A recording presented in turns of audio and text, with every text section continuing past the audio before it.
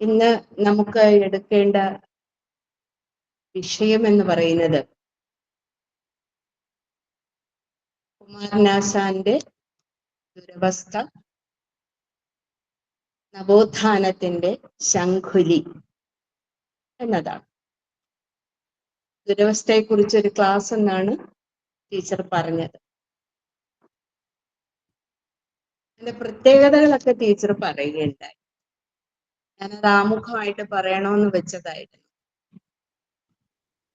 ഒരുപാട് പ്രത്യേകതകളുള്ള ആശാന്റെ ഖണ്ഡകാവ്യമാണ്. ആശാന്റെ ഏറ്റവും ദൈർഘ്യം കൂടിയ ഖണ്ഡകാവ്യമാണ്. 1700 ശീലുകളാണ് ഇതിലുള്ളത്. കൃഷ്ണഗാഥാമട്ടില് മഞ്ജരി വൃത്തത്തില് രചിച്ചിരിക്കുന്ന കൃതിയാണ്.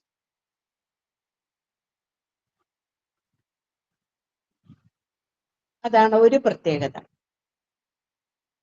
രണ്ടാമത്തെ കാര്യം എന്ന് പറയുന്നത്, കുമാരനാശാന് അറം പറ്റിയ ചില വരികളുണ്ട് എന്ന് നമ്മൾ പറയാറുണ്ട്. അങ്ങനെയുള്ള 2 വരികൾ ദുരവസ്ഥയിലും ഉൾക്കൊള്ളുന്നുണ്ട്. അന്തമില്ലാത്തൊരു ആഴത്തിലേക്കിതാ അന്ത താഴുന്നു കഷ്ടം.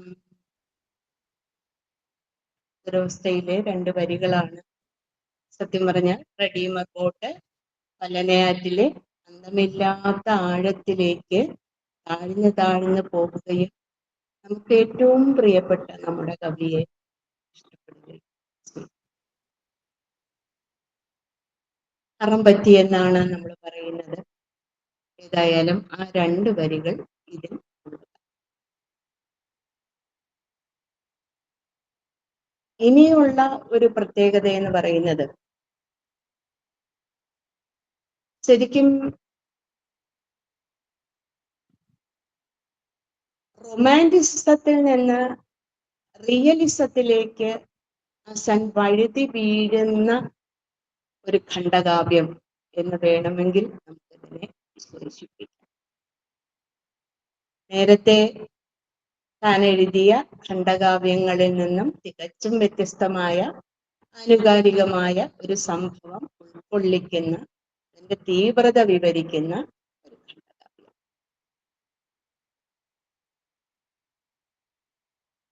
യഥാതഥ പ്രസ്ഥാനം എന്ന് നമ്മൾ പറയുമല്ലോ.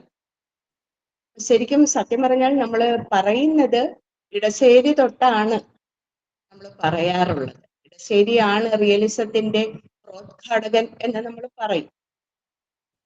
സത്യം പറഞ്ഞാൽ ദുരവസ്ഥയില് റൊമാൻറ്റിസിസം ത്തോടൊപ്പം തന്നെ റിയലിസവും തലപൊക്കുന്നുണ്ട്. അതും ഒരു പ്രത്യേകതയാണ്.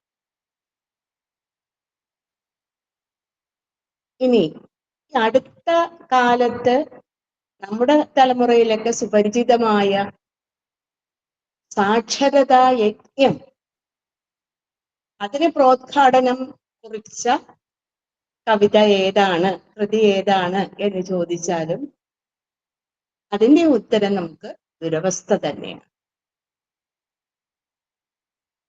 പണ്ടുണ്ടായിരുന്ന ഹരികഥാ പ്രസ്ഥാനം, കഥാപ്രസംഗം മുതലായവയുടെ ചുവടുകൾ ഉൾക്കൊള്ളുന്ന കൃതി ഏതാണ് എന്ന് ചോദിച്ചാലും നമുക്ക് ദുരവസ്ഥ തന്നെ പറയാം. അങ്ങനെ ഒരുപാട് പ്രത്യേകതകളുള്ള ഒരു കാവ്യമാണ് ദുരവസ്ഥ. 1922 ഓഗസ്റ്റിൽ എഴുതി തീരുകയും സെപ്റ്റംബറിൽ പ്രസിദ്ധീകരിക്കുകയും ചെയ്ത കൃതിയാണ്. ആശാൻ തന്നെ തൻ്റെ ദുരവസ്ഥയുടെ ആമുഖത്തില് പറഞ്ഞിരിക്കുന്നത് പോലെ ഇതൊരു വിലക്ഷണ രീതിയിലുള്ള കൃതിയാണ്. സത്യം പറഞ്ഞാൽ അത് ഒരുപാട് തെറ്റിദ്ധാരണകൾക്ക് വഴിവെച്ച ഒരു വാക്യമാണ്.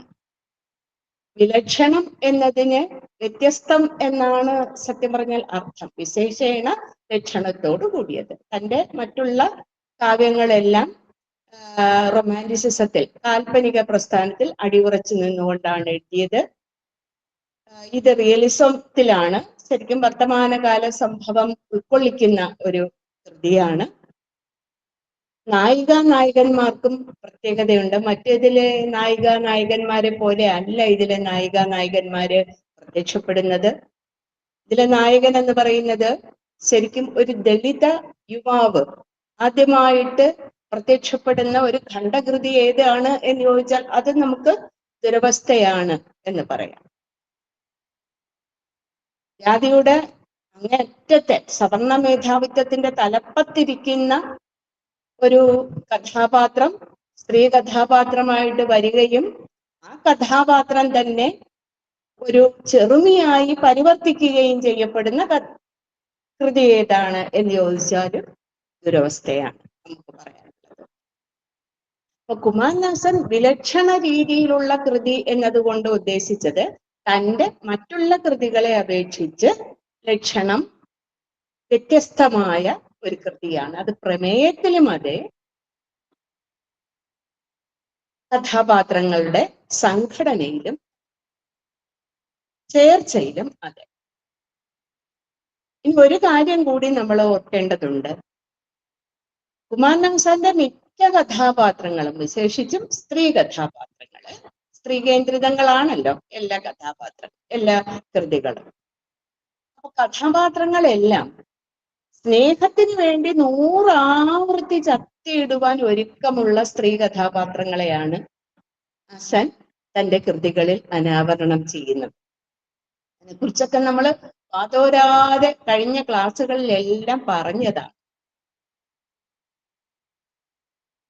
ജീവിതത്തിലേക്ക് കടക്കുന്ന, വിശേഷിച്ചും വിവാഹ ജീവിതത്തിലേക്ക് കടക്കുന്ന ഒരു കഥാപാത്രത്തെ മാത്രമേ ആശാൻ ചിത്രീകരിച്ചിട്ടുള്ളൂ. അത് സാവിത്രിയാണ്. വിവാഹിതയുണ്ട്, സീതയിലുണ്ട്, ലീലയിലുണ്ട്. പക്ഷെ വിവാഹം എന്ന് പറയുന്നത് അവസാനം, കൃതിയുടെ അവസാനത്തിൽ വിവാഹത്തിൽ പരിണമിക്കുന്ന കൃതി ഏതാണെന്ന് ചോദിച്ചാലും അതും നമുക്ക് ദുരവസ്ഥയാണ്. ഇങ്ങനെ നമുക്ക് എടുത്തു നോക്കുമ്പോൾ ഒരുപാട് പ്രത്യേകതകൾ. ജാതിയുടെ നിരർത്ഥകതയെ ചൂണ്ടിക്കാട്ടിക്കൊണ്ട് കുമാരനാശൻ 2 കൃതികളാണ് എഴുതിയിരിക്കുന്നത്. അതിലൊരു കൃതിയും ദുരവസ്ഥയാണ്. ഇപ്പൊ നമ്മൾ എത്ര എണ്ണം പറഞ്ഞു. അങ്ങനെ ഒരുപാട് പ്രത്യേകതകളുള്ള ഒരു ഖണ്ഡകാവ്യമാണ് ദുരവസ്ഥ. ഇനി മറ്റൊരു കാര്യം എന്ന് പറയുന്നത്, അതാണ് ഇതിലെ ഏറ്റവും ശ്രദ്ധേയമായ ഒരു കാര്യം എന്ന് പറയുന്നത്. കുമാരനാശാൻ തന്നെ പറഞ്ഞിട്ടുണ്ട്, മാപ്പിള ലഹളയുടെ പശ്ചാത്തലത്തിൽ എഴുതിയതാണ് ഈ കൃതി. മാപ്പിള ലഹള എന്ന് പറയുന്നത് ഇതിൽ അപൂർണമായിട്ടും അസ്പഷ്ടമായിട്ടും ആണ് താൻ രേഖപ്പെടുത്തിയിരിക്കുന്നത് എന്ന് ആശാൻ നേരത്തെ പറഞ്ഞു വെച്ചു. ഈ വർത്തമാനകാല സംഭവങ്ങൾ കൃതിക്ക് വിഷയമാക്കുക എന്ന് പറഞ്ഞാൽ വളരെ പ്രയാസമുള്ളൊരു കാര്യമാണ്. സി വി രാമൻപിള്ളയൊക്കെ പറയും, ശരിക്കും ഒരു ചരിത്ര നോവൽ എഴുതുക എന്ന് പറഞ്ഞാല്, വർത്തമാനകാലം എന്ന് പറയുന്നത് നാളെ ഇന്നത്തെ വർത്തമാനം നാളത്തെ ഭൂതമാണ്. അപ്പൊ അത് ചരിത്രമായി മാറും. അപ്പൊ സ്വാഭാവികമായിട്ടും ഈ ചരിത്ര പരാമർശങ്ങൾ സത്യമേ എഴുതാവൂ. സത്യം എല്ലാവും എഴുതാമോ എന്ന് ചോദിച്ചാൽ ചിലതൊക്കെ ഒരു കവിയാണ് മറച്ചു വെക്കേണ്ടി വരും. കവിയാണ് എന്നുണ്ടെങ്കിൽ ഭാവനയുടെ മേമ്പടി തൂകണം. ഔചിത്യമുള്ള കവിതകളൊക്കെ അങ്ങനെയാണല്ലോ. അപ്പൊ ഈ ചരിത്രത്തിൽ മേമ്പടി, ഈ ഭാവനയുടെ മേമ്പടി തൂകാമോ എന്ന് ചോദിച്ചാൽ അത് പാടില്ലാതാണ്.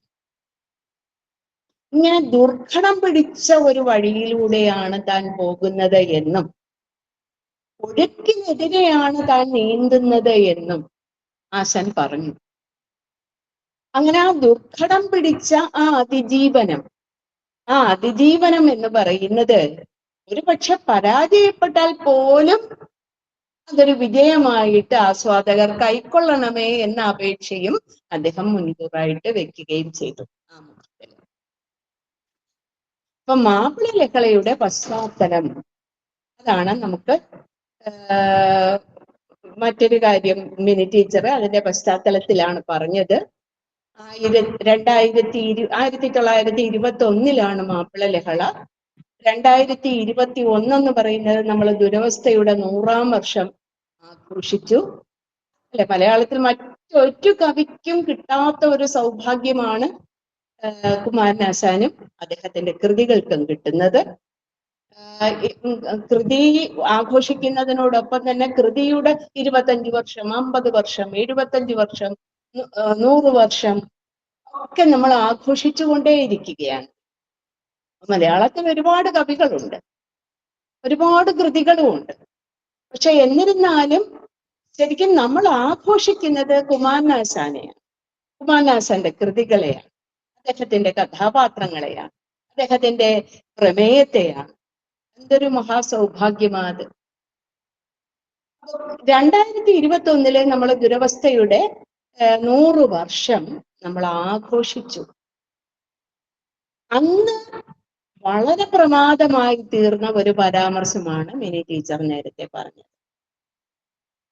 ദുരവസ്ഥ അദ്ദേഹത്തിന്റെ മരണ കാരണമായി എന്നും മാപ്പിള ലഹളയില് ചരിത്രം ആവിഷ്കരിച്ചപ്പോഴ് ശരിക്കും അദ്ദേഹം ഒരു മുസ്ലിം വിരുദ്ധവാദി ആയി എന്നും അന്ന് മുസ്ലിങ്ങളെ നടത്തിയ ലഹളയുടെ ചോര ചീന്തൽ എന്ന് പറയുന്നത് ആ കൃതിയിൽ അപ്പാടെ കണ്ടു എന്നും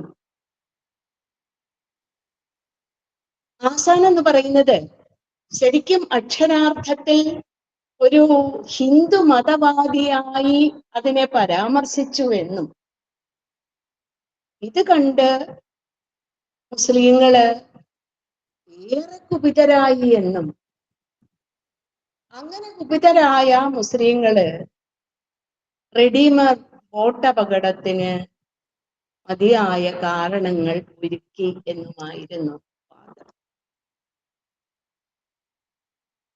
സത്യം പറഞ്ഞാൽ നമ്മള് ഇതിവിടെ ഒരു കാര്യം കൂടി ഓർക്കേണ്ടതുണ്ട്. പല മതസാരവും ഏകം എന്ന് പറഞ്ഞ ലോകം കണ്ട ഏറ്റവും വലിയ മാമുനിയായ ശ്രീനാരായണ ഗുരുദേവന്റെ കാൽനഖേന്ദുമരീചികൾ പിന്തുടർന്ന ശിഷ്യനാണ് മഹാകവി.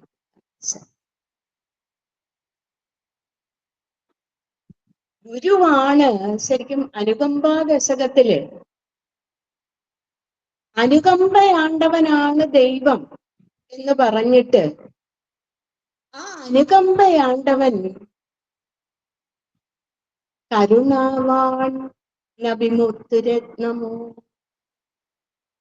ആ നബിയെ മുത്ത് രത്നം ഇങ്ങനെയൊക്കെയാണ്, കാരുണ്യവാനായ നബി ഇങ്ങനെയൊക്കെയാണ് പറഞ്ഞിരിക്കുന്നത്. ആ ഗുരുവിന്റെ പദങ്ങളല്ലേ ശരിക്കും കുമാരനാശാൻ പിന്തുടർന്നത്. കുമാരനാശാന്റെ പ്രാർത്ഥന ഇന്നൊരു കുഞ്ഞ് ചൊല്ലിയല്ലോ, ഒരു മോള് ചൊല്ലിയല്ലോ. അതിലെവിടെയെങ്കിലും ഏതെങ്കിലും ഒരു ദൈവത്തെ പേരെടുത്ത് പറയുന്നുണ്ട്? പ്രാർത്ഥനകളൊക്കെ നമ്മളൊന്ന് നോക്കിക്കേ. സചേതനാചേതനമിപ്രപഞ്ചം സർവം വിളക്കുന്ന കിടാവിളക്കേ, സമസ്ത ഭവ്യങ്ങളുമുള്ളിലാഴ്ത്തും സ്നേഹപ്പരപ്പിൻ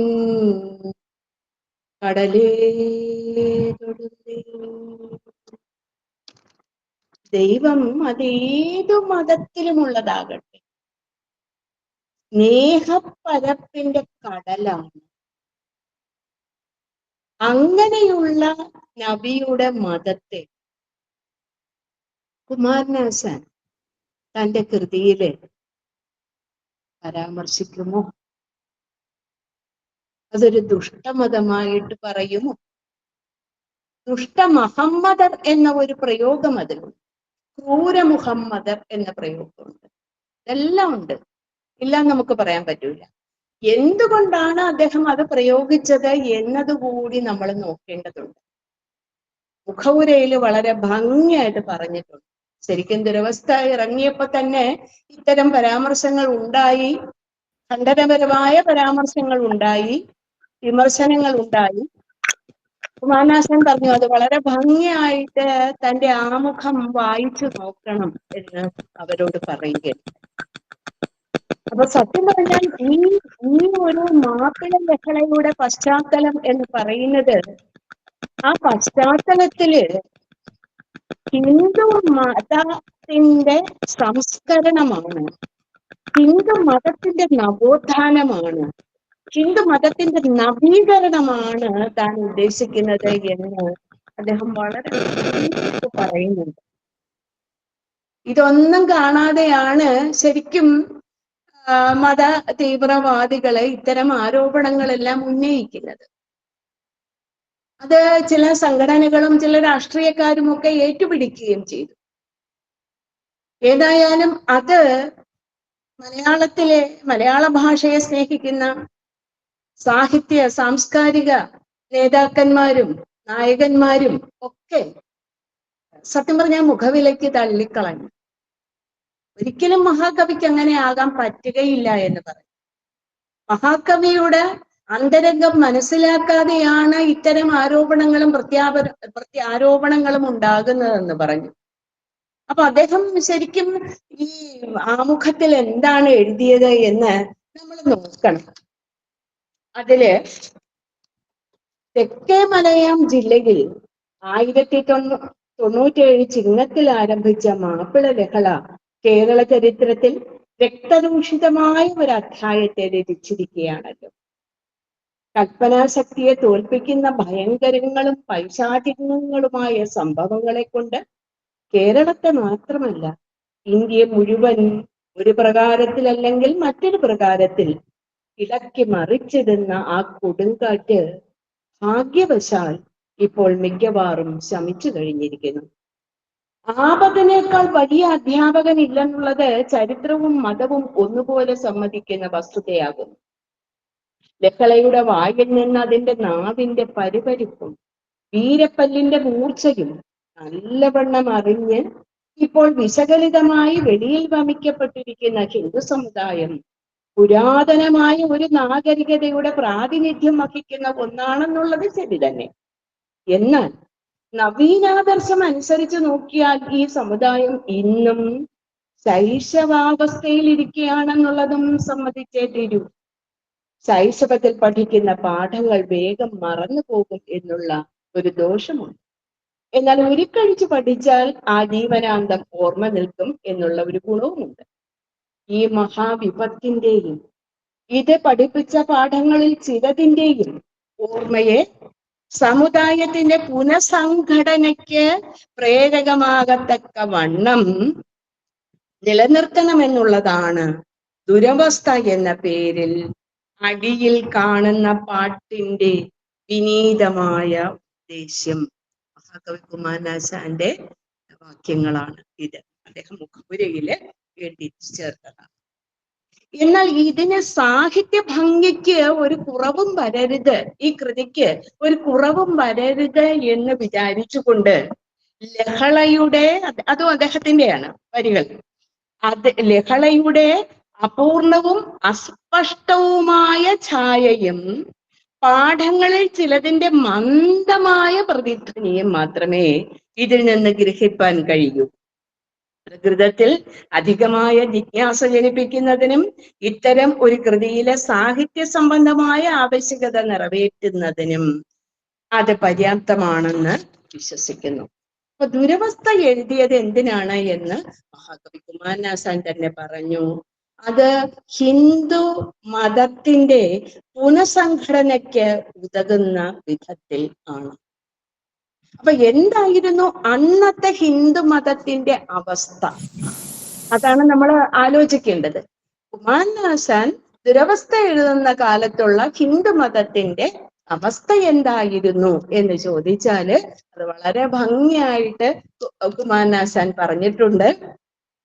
തൊട്ടുകൂടാത്തവർ തീണ്ടിക്കൂടാത്തവർ ദൃഷ്ടിയിൽപ്പെട്ടാലും ദോഷമുള്ളോ, കെട്ടില്ലാത്തോർ തമ്മിൽ ഉണ്ണാത്തൊരിങ്ങനെ പൊട്ടല്ല ഹോജാതി കോമരങ്ങൾ. ഇനിയോ ഭേദങ്ങളറ്റ പൊരുളിനെ കാഹളം ഊതി വാഴ്ത്തിയിടുന്നു വേദന്നാലും വൈദിക മാന്യകൾ മർത്യരിൽ ഭേദവും ഭേദത്തിൽ ഭേദവും ജൽപ്പിക്കുന്നു. എന്തൊരു വൈകൃതം ബ്രഹ്മവിദ്യേ നിന്നിൽ, എന്താണ് കാണുന്ന വൈപരീത്യം?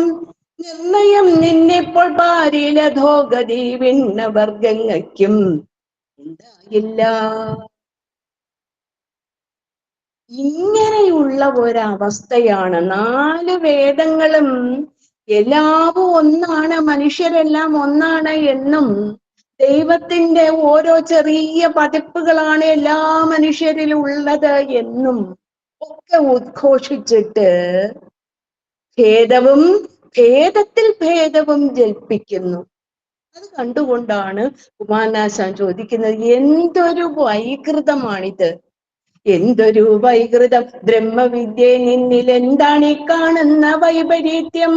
നിർണയം നിന്നിപ്പോൾ പാരിൽ അധോഗതി പിണ്ണവർഗങ്ങയ്ക്കുമുണ്ടായില്ല.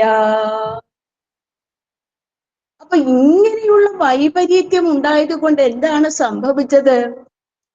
ഒരുപാട് എത്രയോ തുഞ്ചന്മാരും കുഞ്ചന്മാരും ഒക്കെ, എത്രയോ എത്ര പെരുമാക്കൾ ശങ്കരാചാര്യന്മാർ, എത്രയോ തുഞ്ചന്മാർ കുഞ്ചന്മാരും ക്രൂരയാം ജാതിയാൽ ന്യൂനമലസിപ്പോയി.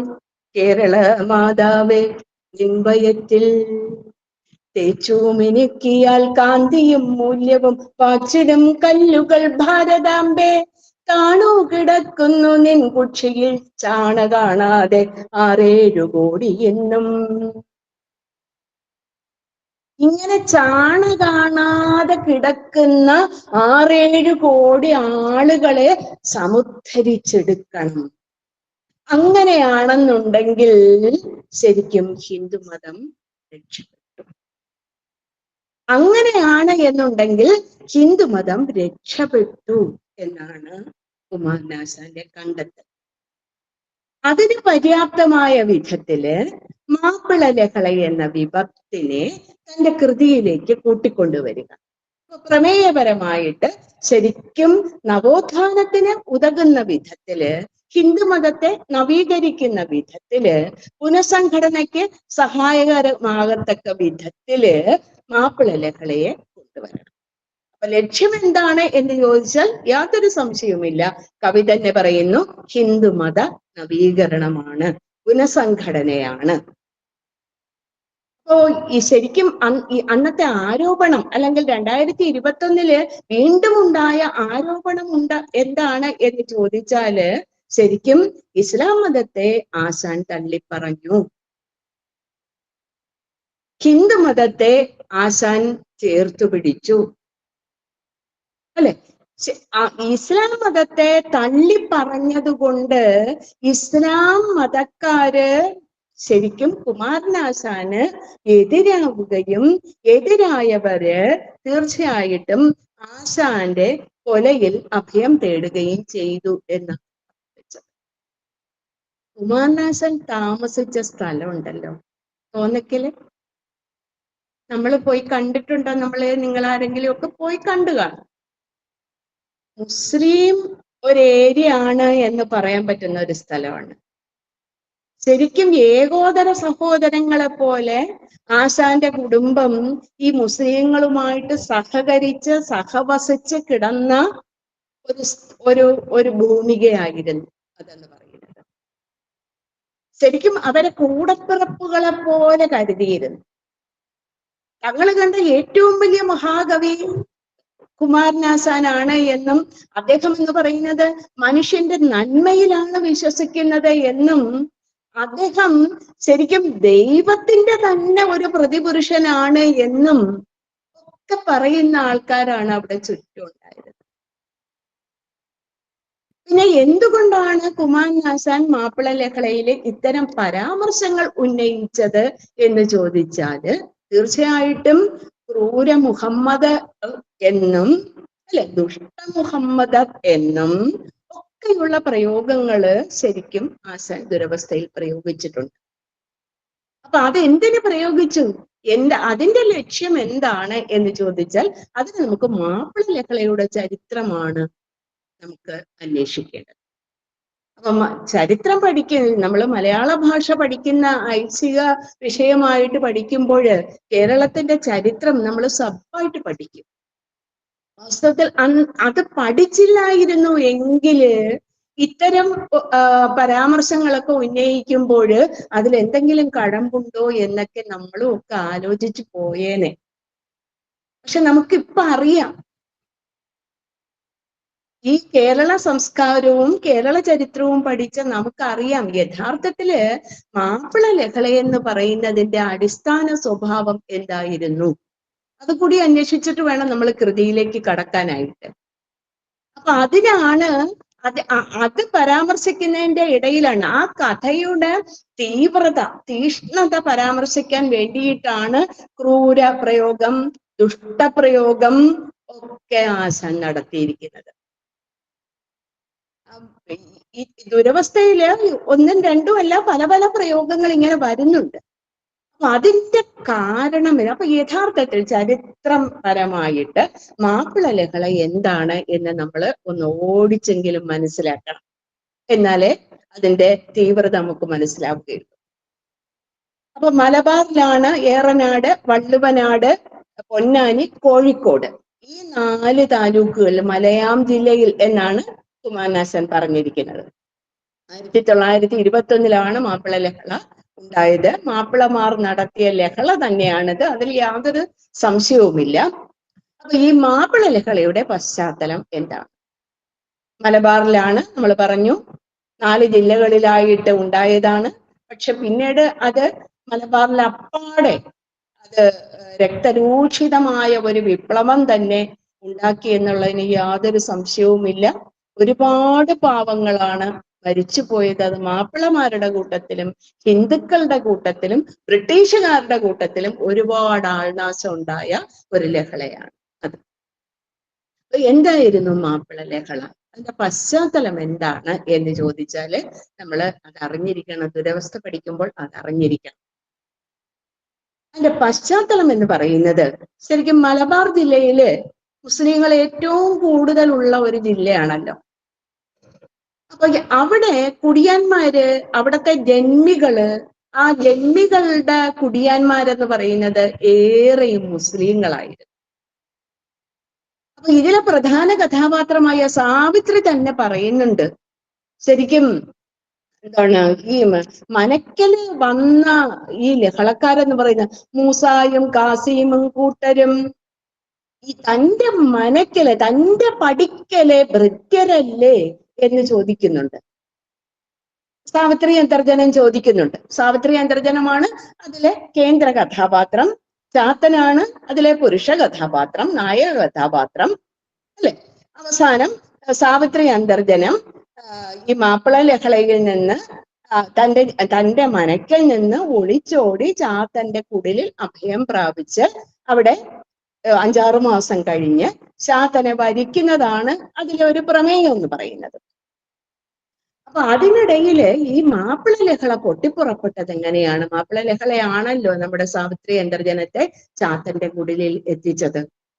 അപ്പൊ അതെന്താണ് പൊട്ടിപ്പുറപ്പെടാൻ കാരണം എന്ന് ചോദിച്ചാല് അതിന്റെ 2-3 കാരണം, പല പല കാരണങ്ങളുണ്ട്. സത്യം പറഞ്ഞാൽ ഒരു 19-ാം നൂറ്റാണ്ടിന്റെ ഒരു മധ്യകാലം തൊട്ട് ഒരു 1850 തൊട്ട് തന്നെ പല പല പല പല ലഹളകള് ഇതുമായിട്ട് ബന്ധപ്പെട്ട് വരിക. 853 ലഹളകളാണ് ചരിത്രത്തിൽ അറിയപ്പെടുന്ന മാപ്പിള ലഹളയുടെ കൂട്ടത്തിൽ ഉണ്ടായിട്ടുള്ള ചെറുതും വലുതുമായ ലഹളകൾ. അപ്പൊ അന്ന് തൊട്ടേ ഉണ്ടായതാണ്. അതിൽ ഒരു കാരണം എന്ന് പറയുന്നത് ശരിക്കും ജന്മിമാരുടെ കുടിയാന്മാരായിരുന്ന ഈ മുസ്ലിങ്ങൾ. ആ മുസ്ലിങ്ങൾ എന്ന് പറയുന്നത് അത് സാവിത്രി തന്നെ പറയുന്നുണ്ട്, ഹിമാലയം കടന്നു വന്ന അല്ലെങ്കിൽ കടൽ കടന്നു വന്ന മുസ്ലിങ്ങൾ അതിൽ കുറവാണ്.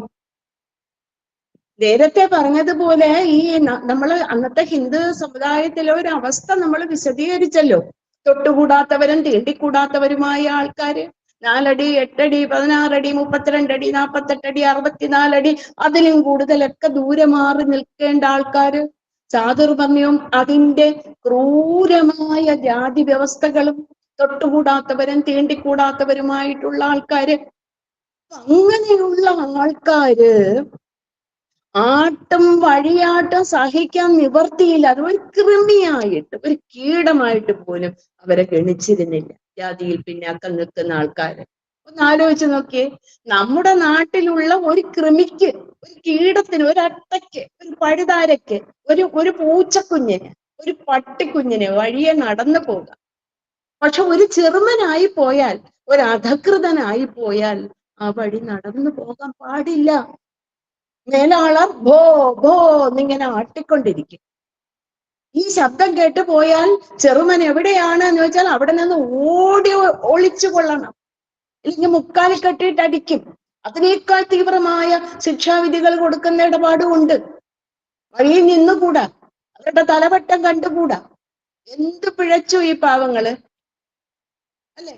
എല്ലാം നേരത്തെ പറഞ്ഞു, വേദം 4 വാഴ്ത്തി പാടുന്നു. എല്ലാവരും ഒന്നാണ്, എല്ലാവരും ദൈവത്തിന്റെ സന്തതികളാണ്, ഞാനും നീയും ഒന്നാണ്. മനുഷ്യര് മാത്രമല്ല, പക്ഷികളും മൃഗങ്ങളും സസ്യങ്ങളും വൃക്ഷങ്ങളും ഒക്കെയും ഒന്നാണ്.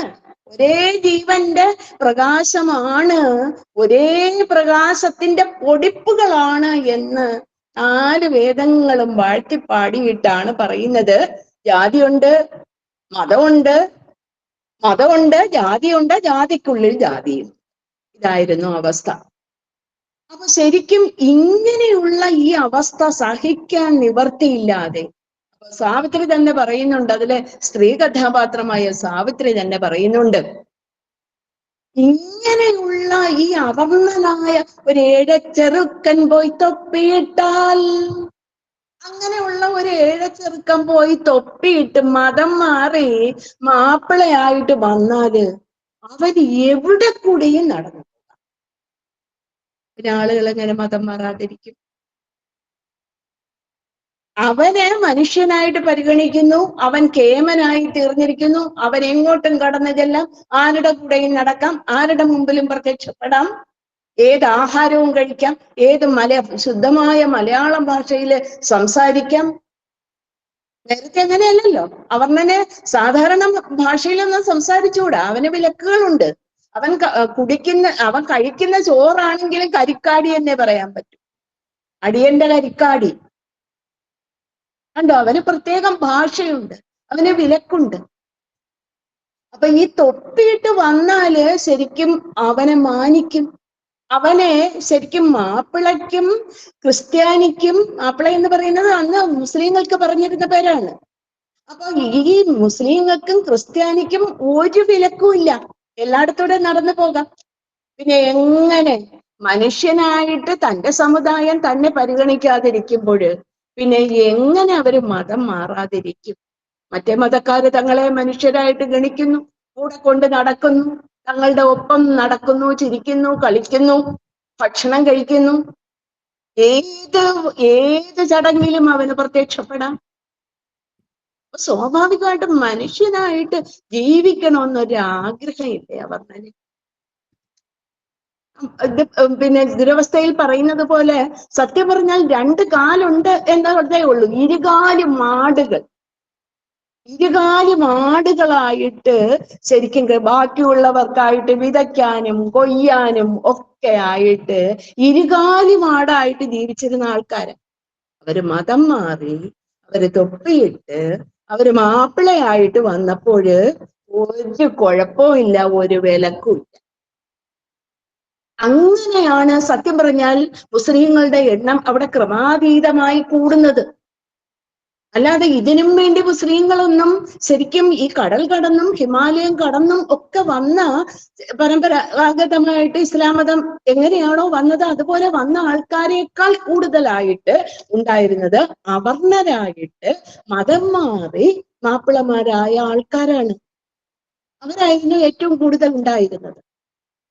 അപ്പൊ ശരിക്കും ഈ സമയത്താണ് തുർക്കിയിലെ ഖലീഫയെ ശരിക്കും ബ്രിട്ടീഷുകാര് പരാജയപ്പെടുത്തുകയും തങ്ങളുടെ കീഴിലാണ് ഖലീഫയെന്ന് പ്രഖ്യാപിക്കുകയും ചെയ്തു.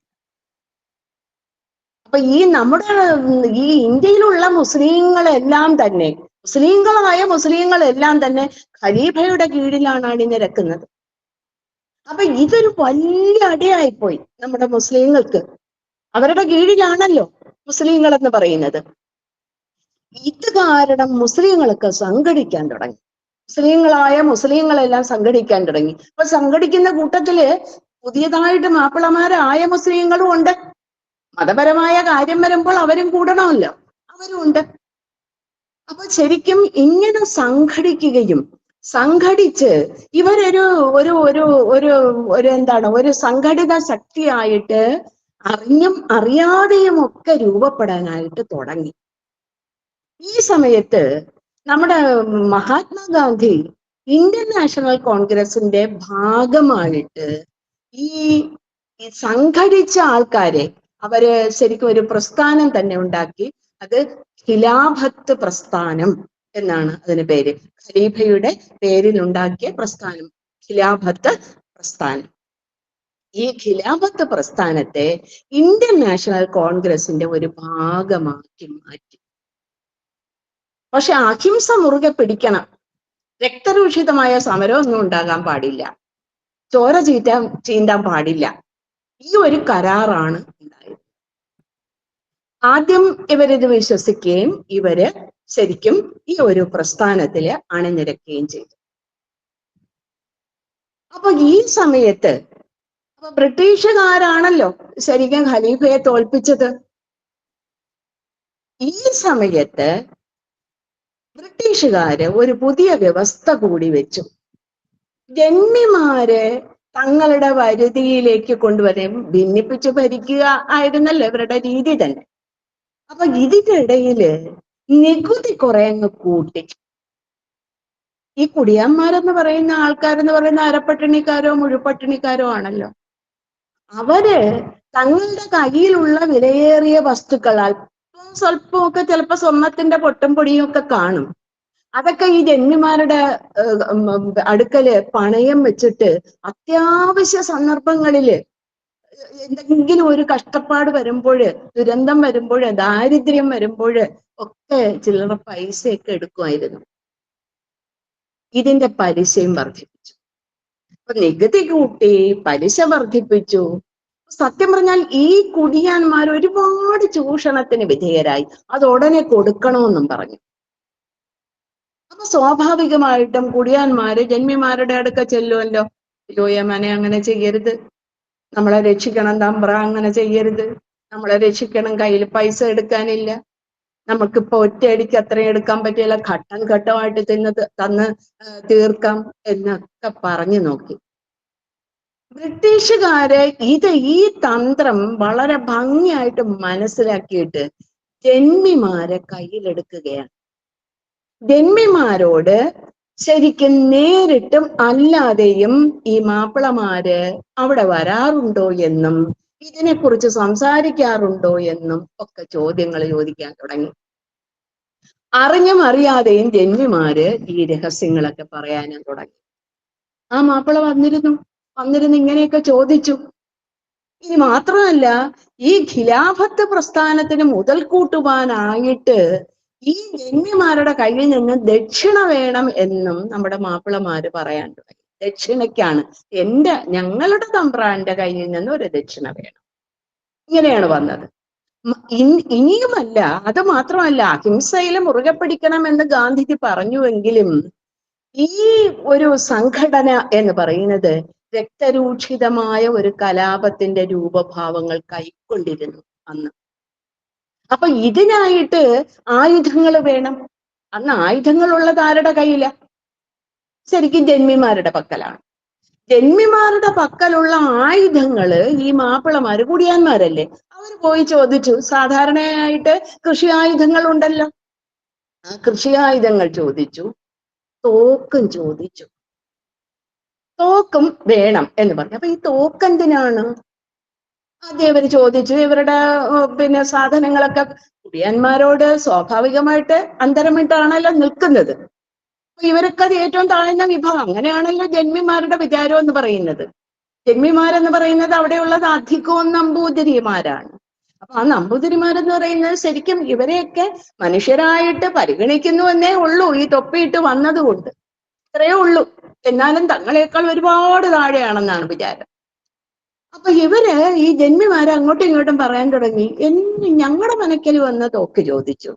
അപ്പൊ മറ്റൊരു ജന്മിയും പറയാൻ തുടങ്ങി, ഞങ്ങളുടെ വീട്ടിൽ വന്നും മനക്കൽ വന്നും തോക്ക് ചോദിച്ചു. ഇത് അന്നത്തെ പട്ടാളക്കാര് രഹസ്യമായിട്ട് ചോർത്തുകയാണ്.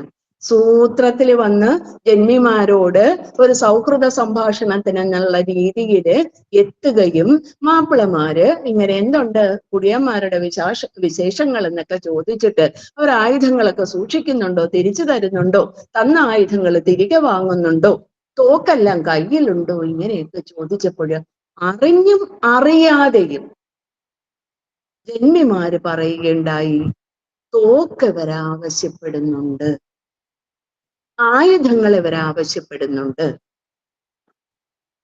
ഇതറിയാനാണല്ലോ ബ്രിട്ടീഷുകാർ സൂത്രത്തിൽ ഈ പണിയെല്ലാം പറ്റിച്ചത്.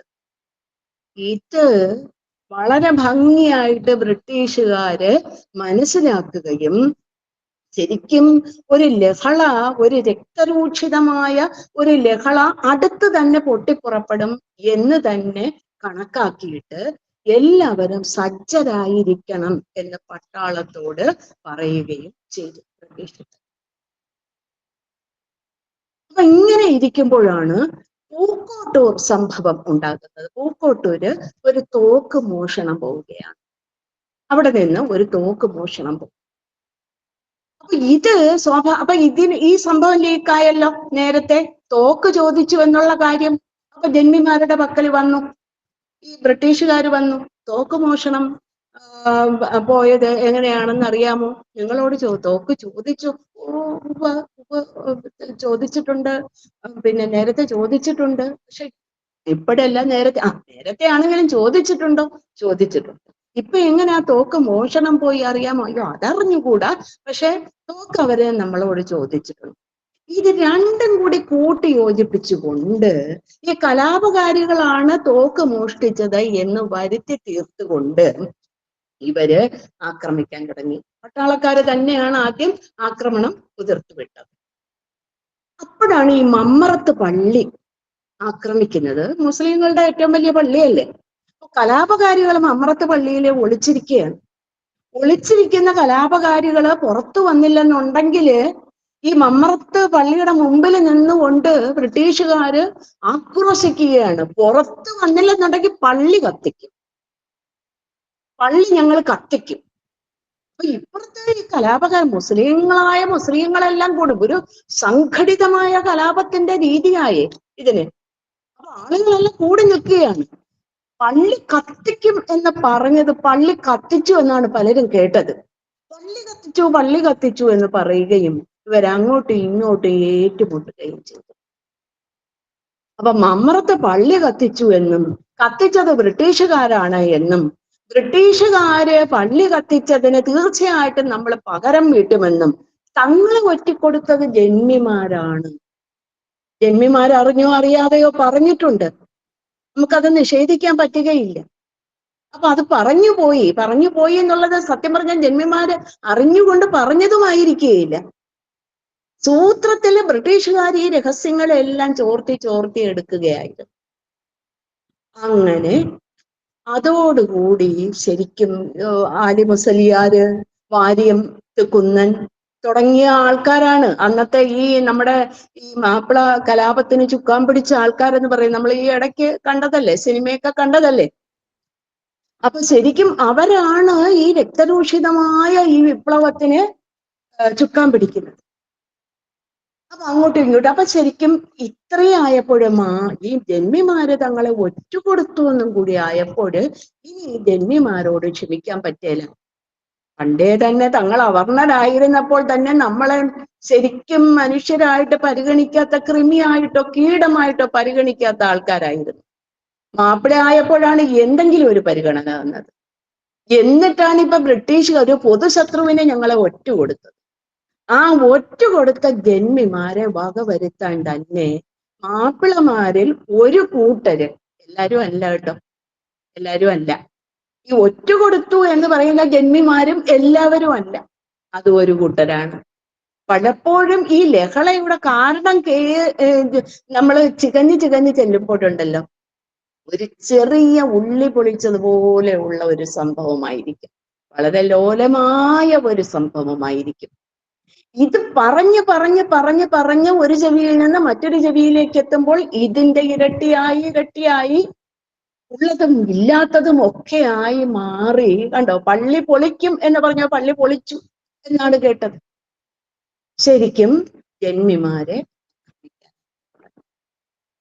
അറിഞ്ഞുകൊണ്ട് തന്നെ ജന്മിമാരെ ആക്രമിക്കാൻ തുടങ്ങി.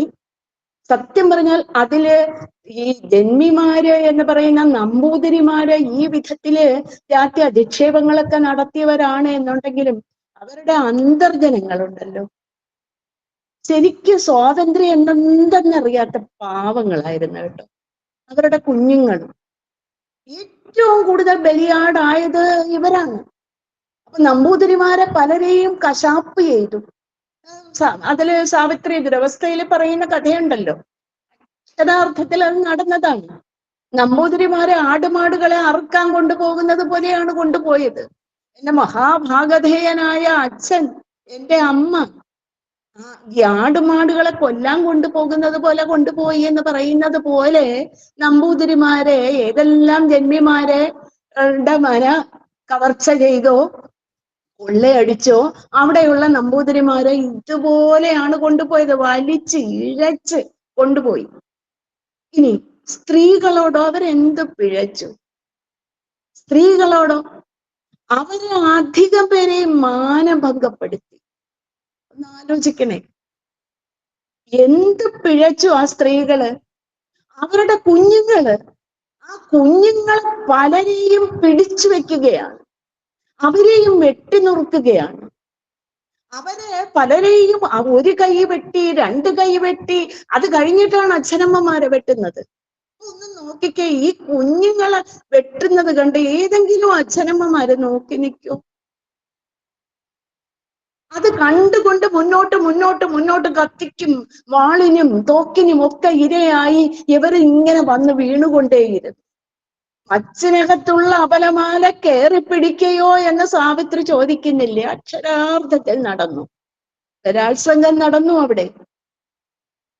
ശരിക്കും അവിടെയൊക്കെയാണ് ചോദിക്കുന്നത്, അമ്മമാരില്ലേ, സഹോദരിമാരില്ലേ, ഈ മൂർഖർക്ക് ഈശ്വര ചിന്തയില്ലേ? ഇവിടെയാണ് മൂർഖൻ എന്ന് വിളിക്കുന്നത്. അപ്പൊ ശരിക്കും മാപ്പിളമാരിൽ ഒരു കൂട്ടരാണ് ഇത്തരം വൃത്തികേടുകൾ ചെയ്തത്. ജന്മിമാരിൽ ഒരു കൂട്ടരാണ് ശരിക്കും അറിഞ്ഞോ അറിയാതെയോ ഈ മാപ്പിളമാരെ ഒറ്റുകൊടുത്തത്. ശരിക്കും അങ്ങനെ ഇരിക്കുമ്പോഴാണ് ഈ ഇത്തരത്തിലുള്ള ദുരനുഭവങ്ങളെല്ലാം ഉണ്ടാകുന്നത്. അക്ഷരാർത്ഥത്തിൽ നടന്നതാണ്. ഈ മാപ്പിള ലഹള സമയത്ത് അതിന്റെ പരമാർത്ഥം അറിയുവാനായിട്ട് ഗുരുദേവൻ കുമാരനാശാനെ മലബാറിൽ വിടുകയും ചെയ്തിട്ടുണ്ട്.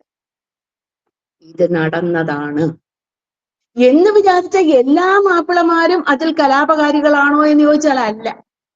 ഇത് ഒരു എന്താണ്, സത്യം പറഞ്ഞാൽ ഒരു മത തീവ്രവാദവുമായിട്ട് ബന്ധപ്പെട്ട ഒന്നാണോ എന്ന് ചോദിച്ചാൽ സത്യത്തിൽ ഇതിന്റെ രൂപഘടന ആദ്യം അതായിരുന്നില്ല.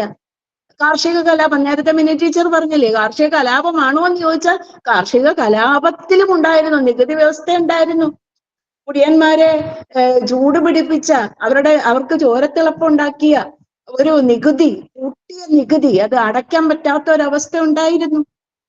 അവര് ഈടുവെച്ച സാധനങ്ങള് അത് പലിശ ഉൾപ്പെടെ തിരിച്ചു കൊടുക്കണം എന്ന് പറഞ്ഞപ്പോഴേ പറ്റാത്തൊരവസ്ഥ കുടിയന്മാർക്കുണ്ടായി. അപ്പൊ ഇതൊക്കെ നടന്ന സംഭവങ്ങൾ തന്നെയാണ്, യാതൊരു തർക്കവുമില്ല. ഇതാണ് ആശാൻ പറയുന്നത്. അപ്പോഴും ആശാൻ പറയുന്നത്, നമ്മൾ ആ മുഖവുര വായിച്ചത്, ഈ ലഹളയുടെ അസ്പഷ്ടവും അപൂർണവുമായ ഒരാഖ്യാനമാണ് ഞാനിവിടെ നടത്തുന്നത്. ഇത് എന്തിനു നടത്തി എന്ന് ചോദിച്ചാല്, എന്തിനു നടത്തി? സ്വാഭാവികമായിട്ടും ഈ ലഹള എന്തിനുണ്ടായി എന്ന് ചോദിച്ചാല്, സത്യം പറഞ്ഞാല് ബ്രിട്ടീഷുകാര് ഖലീഫയെ തോൽപ്പിച്ചതിന്റെ അനന്തര ഫലമായിട്ട് ഉണ്ടായതാണ് ഖിലാഫത്ത് പ്രസ്ഥാനം. ആ ഖിലാഫത്ത് പ്രസ്ഥാനം മൂലം ഉണ്ടായതാണ് യഥാർത്ഥത്തിലുള്ള മാപ്പിള ലഹള. ആ മാപ്പിള ലഹള എന്ന് പറയുന്നത് ജന്മിമാർക്ക് എതിരായിട്ട് പിന്നീട് മാറുകയാണ്. പിന്നെ അവരുടെ കയ്യിൽ നിന്ന് ഇത് വിട്ടുപോയി മാറുകയാണ് ചെയ്തത്. ഇതാണ് സത്യം പറഞ്ഞ മാപ്പിള ലഹളയുടെ ഒരു പ്രമേയം എന്ന് പറയുന്നത്. കണ്ടോ? അപ്പൊ ശരിക്കും ഈ പരുപരുപ്പിൽ നിന്ന് അദ്ദേഹം പറയുന്നുണ്ട്, ലഹളയുടെ പരുപരുത്ത നാവിൽ നിന്ന് രക്തരൂക്ഷിതമായിട്ട് ചോര വാർന്നൊലിക്കുന്ന ആ ലഹളയുടെ വീരപ്പല്ലിന്റെ മൂർച്ചയില് കോർത്ത് മുറിവേറ്റ് ഒലിക്കുന്ന രക്തമൊലിക്കുന്ന ഈ ഹിന്ദു സമുദായമുണ്ടല്ലോ, ഈ പാഠം പഠിക്കണ്ടേ? ഈ പാഠം പഠിപ്പിക്കാനാണ് സത്യം പറഞ്ഞാൽ ദുരവസ്ഥ എഴുതിയത്. ഒരു കാലത്ത് അവർണൻ എന്ന് പറഞ്ഞ് മാറ്റി നിർത്തിയിരുന്ന ആൾക്കാര് അവർക്ക് സ്വാതന്ത്ര്യം കൊടുത്തില്ല. അവര് മാപ്പിളമാരായി, അവര് ഖിലാഫത്ത് പ്രസ്ഥാനത്തിന്റെ പാർട്ടായി, മാപ്പിള ലഹളയില് അവരും പാർട്ടായി. അവര് തന്റെ യജമാനന് നേരെ അവര് വിരൽ ചൂണ്ടുന്നു, അവര് കലാപകാരികളാകുന്നു, അവര് കൊള്ളക്കാരാകുന്നു, അവര് കൊലപാതകികളാകുന്നു, അവര് പച്ചയ്ക്ക് മനുഷ്യനെ ഉരിക്കുന്നു, സ്ത്രീകളെ മാനഭംഗപ്പെടുത്തുന്നു, ശരിക്കും കുട്ടികളെ നാടുകടത്തുന്നു, നേരെ മുമ്പിൽ വെച്ചുകൊണ്ട് മതം മാറാൻ പറ്റുമോ എന്ന് ചോദിക്കുന്നു.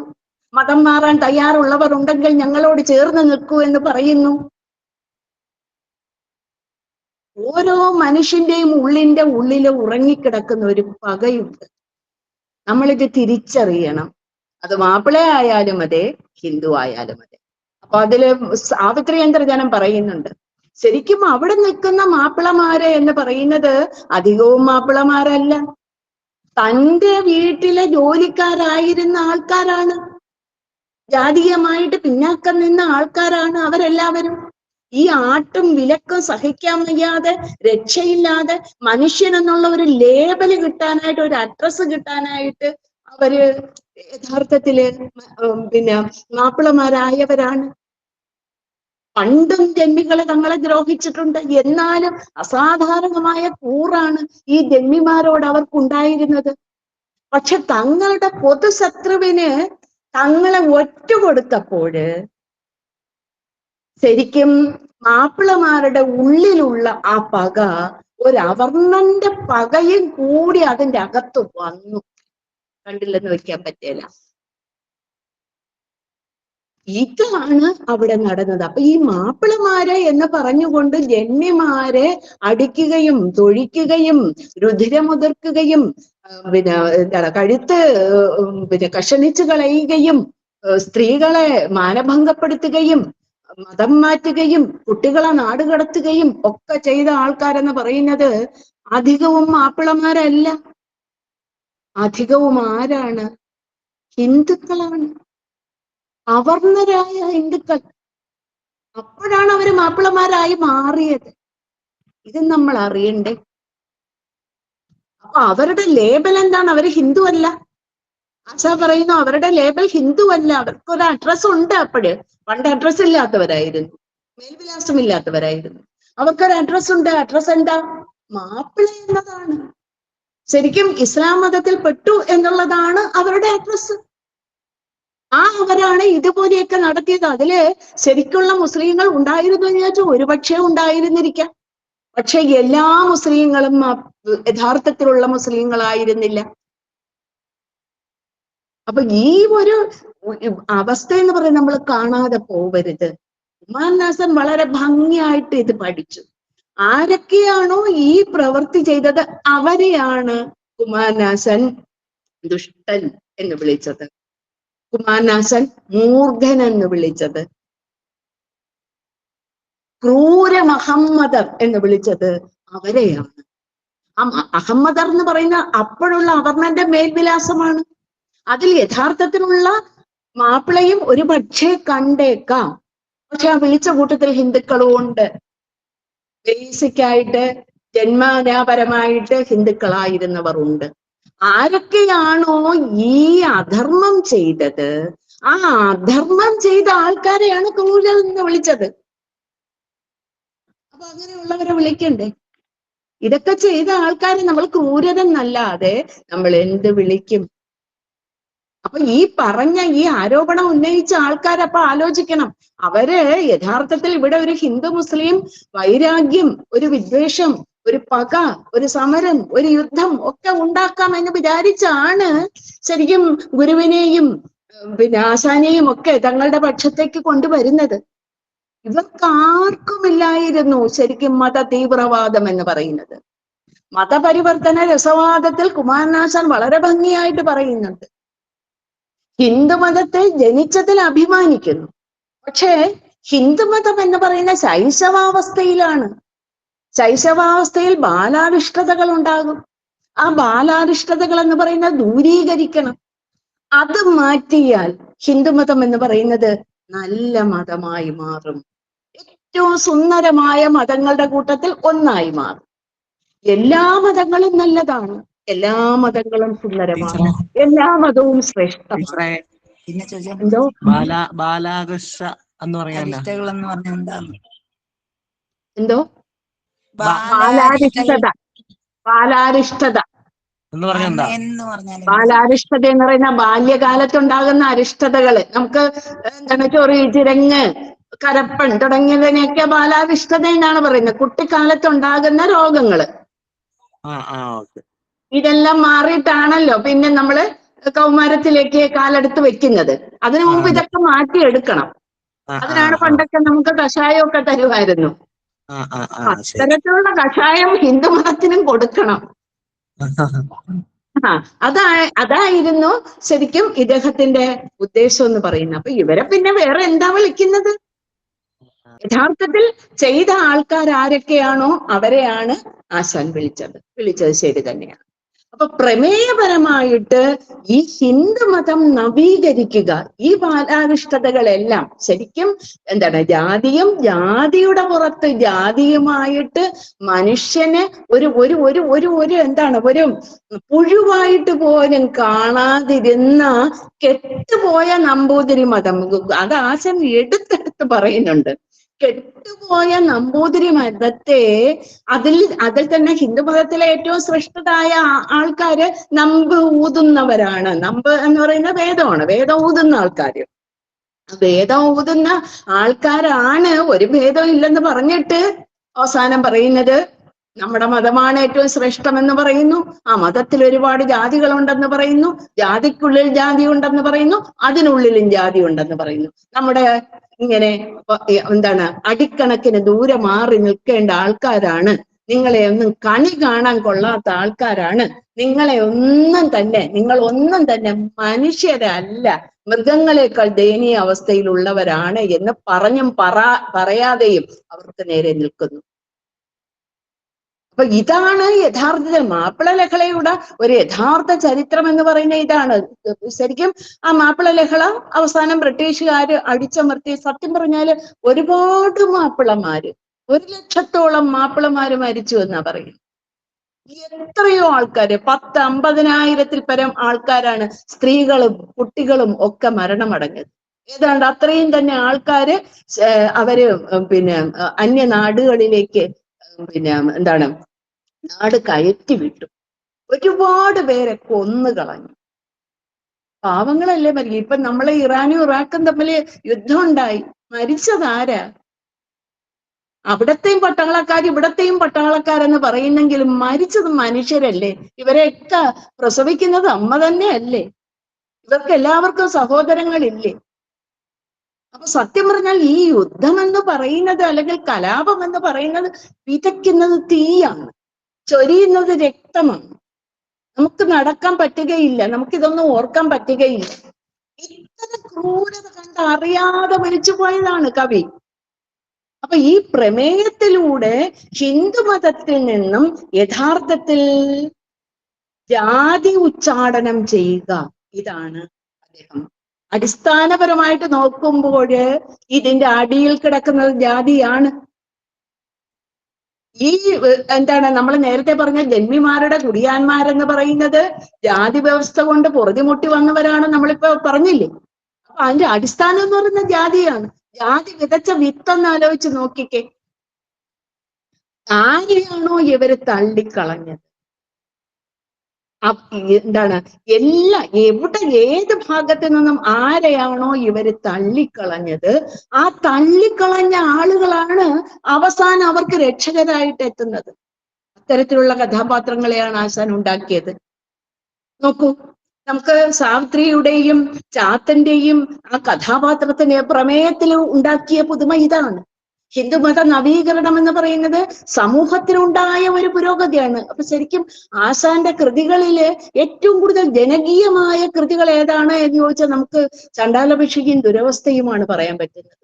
ഈ തോട്ടപ്പള്ളി പല്ലന ഭാഗത്തുള്ള ആൾക്കാരുണ്ടല്ലോ, ശരിക്കും ഓണം നടക്കുമ്പോഴും ഇതിലെ വരികളാണ് ചൊല്ലുന്നത്.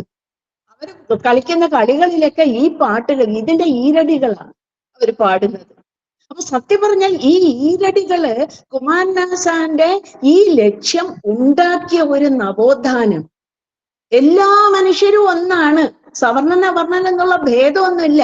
ജാതി എന്ന് പറയുന്ന മനുഷ്യനെ അടുപ്പിക്കുന്ന ഒരു സാധനമാണ്, ലോകം ഇല്ലാതാക്കുന്ന ഒരു സാധനമാണ്, കലാപം ഉണ്ടാക്കുന്ന ഒരു സാധനമാണ്, യുദ്ധം ഉണ്ടാക്കുന്ന ഒരു സാധനമാണ്, കഴുത്ത് അറുക്കുന്ന ഒരു സാധനമാണ്.